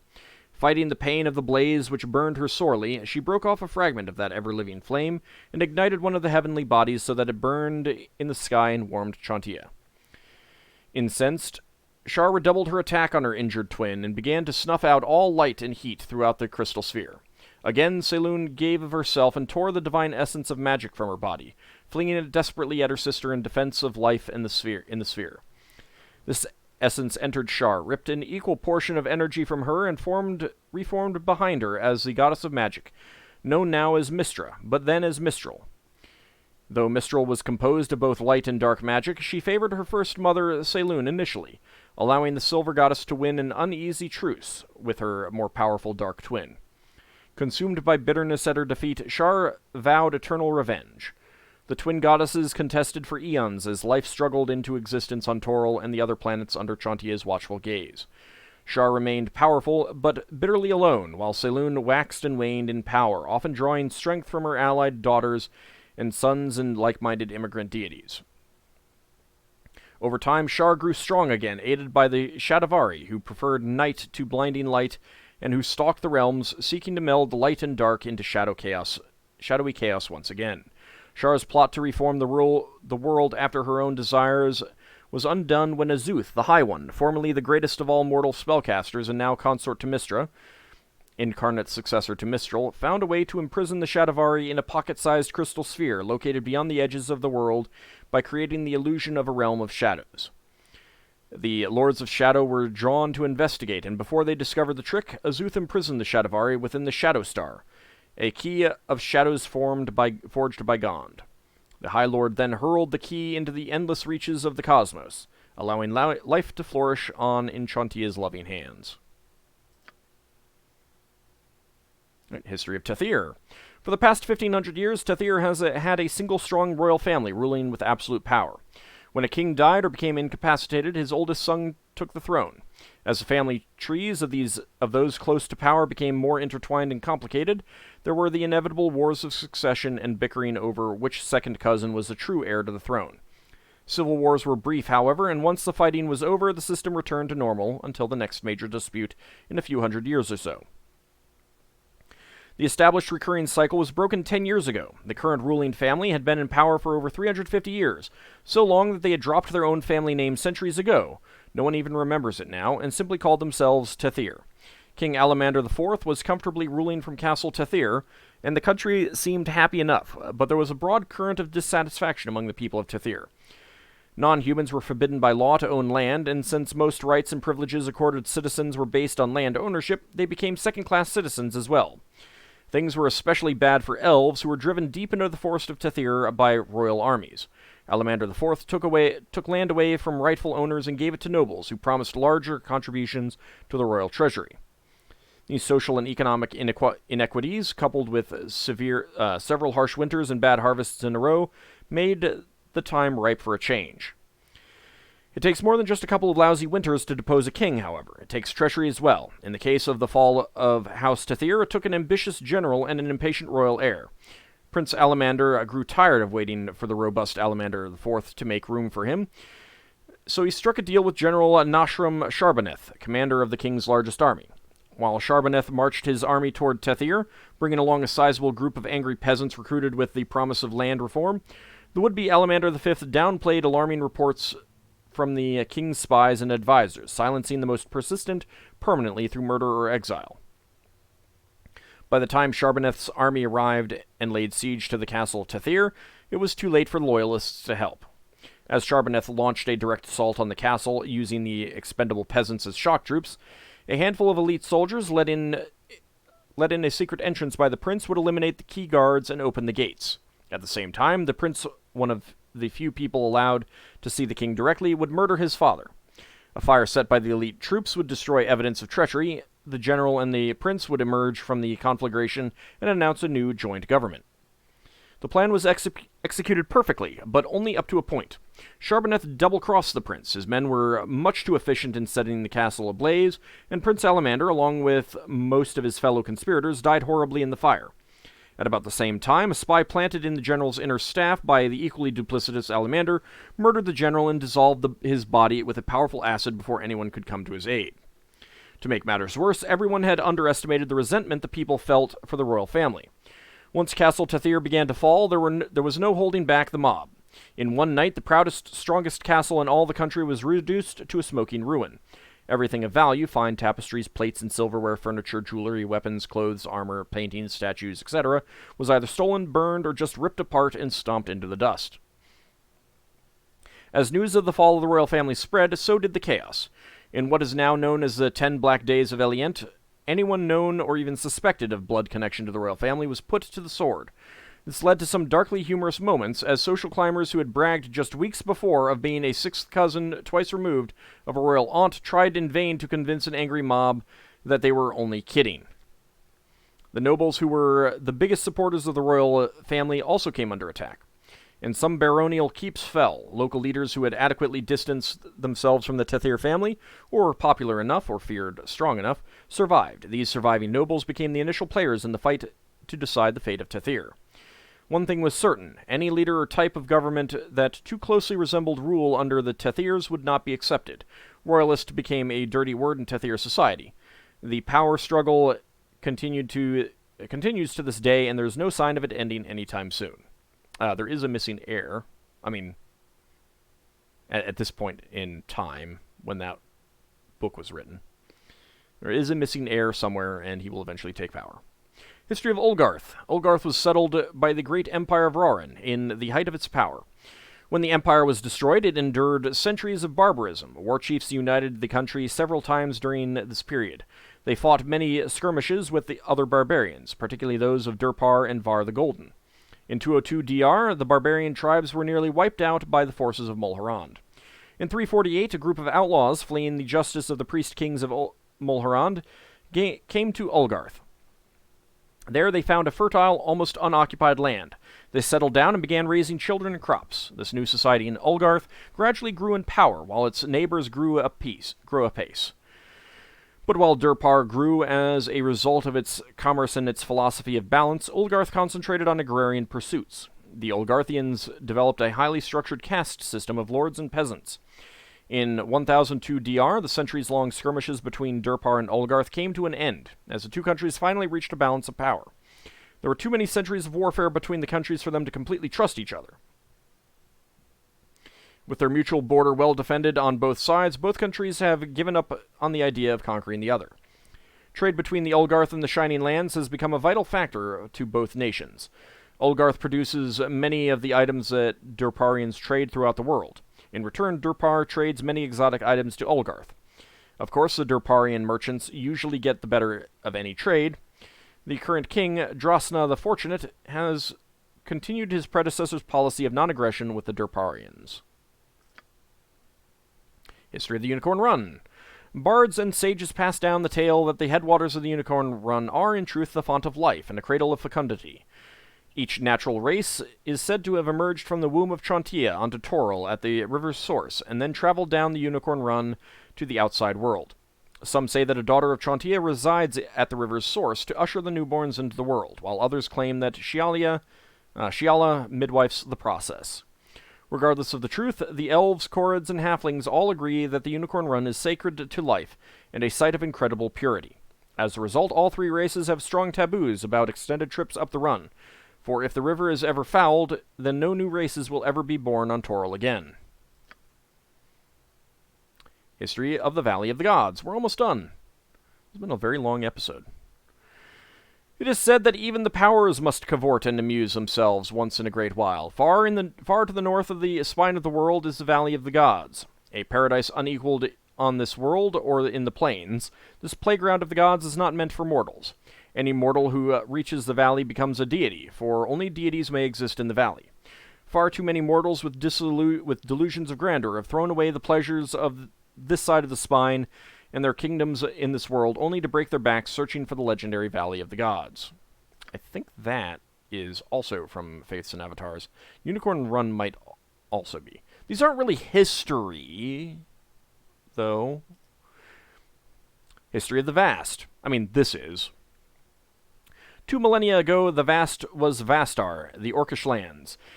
These were the breeding grounds of the goblin hordes that would spill eastward and cross the Dragon Reach in ramshackle boats to raid the elves. The orcs were overthrown by invading dwarves who established the realm of glimmering swords. It was during this time that the first humans came to the Vast, including the mage Maskir. I feel like that's also a name, an alternate name of Talos. I'm probably mixing something up. The rule of the dwarves occurred against a backdrop of constant war with the orcs, such that there were perhaps only 40 years of true peace for the realm of the Glimmering Swords. The dwarves were overrun by the orcs, and they escaped extinction only through the aid of human and elven allies.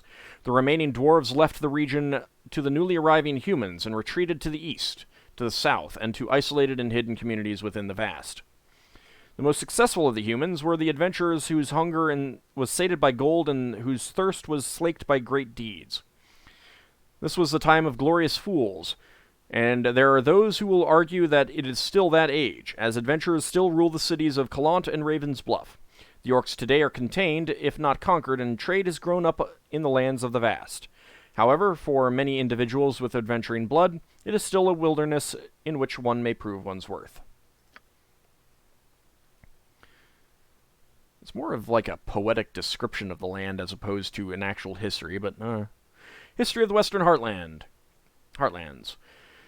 The history of the Western Heartlands is a history of endless battles and destroyed empires. In ancient times, these were the lands of the fallen kingdom of Illafarn, the lost kingdom of Man, the rumored Netheril. In more recent history, the land has been fertilized with blood and bone as forces of the empires of the sands surged northward, and evil peoples within Dragonspear and the Goblin Marches spilled forth, and mercenary companies moved to and fro in the service of one petty warlord or another. After recent battles leveled the way in and threatened Daggerford, even the time of troubles did not leave this desolate land unmarked. Ball himself perished at Borskir Bridge, and the waters it passes over have remained poisoned to this day. The cities of the Western Heartlands are strong, independent, and varied. They are also strongly motivated by trade and listen harder to the ringing of the gold than the call of battle. But sometimes something else prospers in the open land: freedom and opportunity. No nation lays claim on the Western Heartlands to land beyond that which their armies can control, and no warlord can make demands beyond the swing of his axe. Small holds and castles regularly spring up, only to be knocked down by invading forces or abandoned after a generation or two. Lost dungeons and secret citadels lie scattered throughout the land, and this rugged frontier presents more than enough opportunities for adventurers. And finally, History of the Zentarum. History of the Zentarum, to Zentsworth. Much confusion exists in their realms regarding Zental Keep and the not-so-secret society known as the Black Network or Zentarum. The two are closely tied, such that a speaker may refer to one when meaning the other and still be clearly understood. In general, both mean trouble. Zental Keep is a walled, independent city on the western shores of the Moonsea. It is one of the most evil cities in the realms, a blight on the north, and a haven for evil groups, plotting manipulators, dark religions, and foul practices. Its rulers seek to dominate the lands around it, including the Dragonspine Mountains, Ulash, Vunlar, and the neighboring Dales. The city of Zental Keep and its armies, known as the Zentalar, to make matters more confusing, have destroyed Teschendale, come close to destroying Daggerdale, and for a long time had an agent ruling Shadowdale. The Zentarum is an organization of evil priests, wizards, and inhuman creatures bent on controlling all the trade and power between the Sword Coast, meaning Baldur's Gate and Waterdeep, and the Moonsea, including the intervening lands of Cormyr and Anarok. Its aims in the Moonsea area are the same as Zental Keep's, and the two factions work hand in glove, often sharing the same membership. The Zentarum have a far more reaching effect than Zental Keep, though, and have agents throughout the north. In addition, the Zentarum are not limited to Zental Keep itself, and maintain a number of fortified outposts. The rulership has spread with the passing years. In addition to being the dominant force in Zental Keep, the Zentarum control the Citadel of the Raven and Darkhold, two important castle complexes. Over the years, more power has been moving away from Zental Keep, filled with a lot of unknown and untrustworthy flunkies, and into these more secure areas. Within the Dalelands area, Zentarum smells of Zental Keep and vice versa. But in reality, not every keeper, yet another name for a native of Zental Keep, is of the Black Network, and not every agent of the Zentarum is from Zental Keep. Adventurers should watch who they trust as a result. And that is all of the books. I believe that's all of the, history of books in the game. Pretty sure I got them all. I don't think there are any others. And any others should be specific to the story. So, when we come back next time, if you've actually watched this whole bonus episode, we'll be back to playing the regular game, either going after Kangax's body or heading off to do one of the other NPC side quests. See you next time, everyone.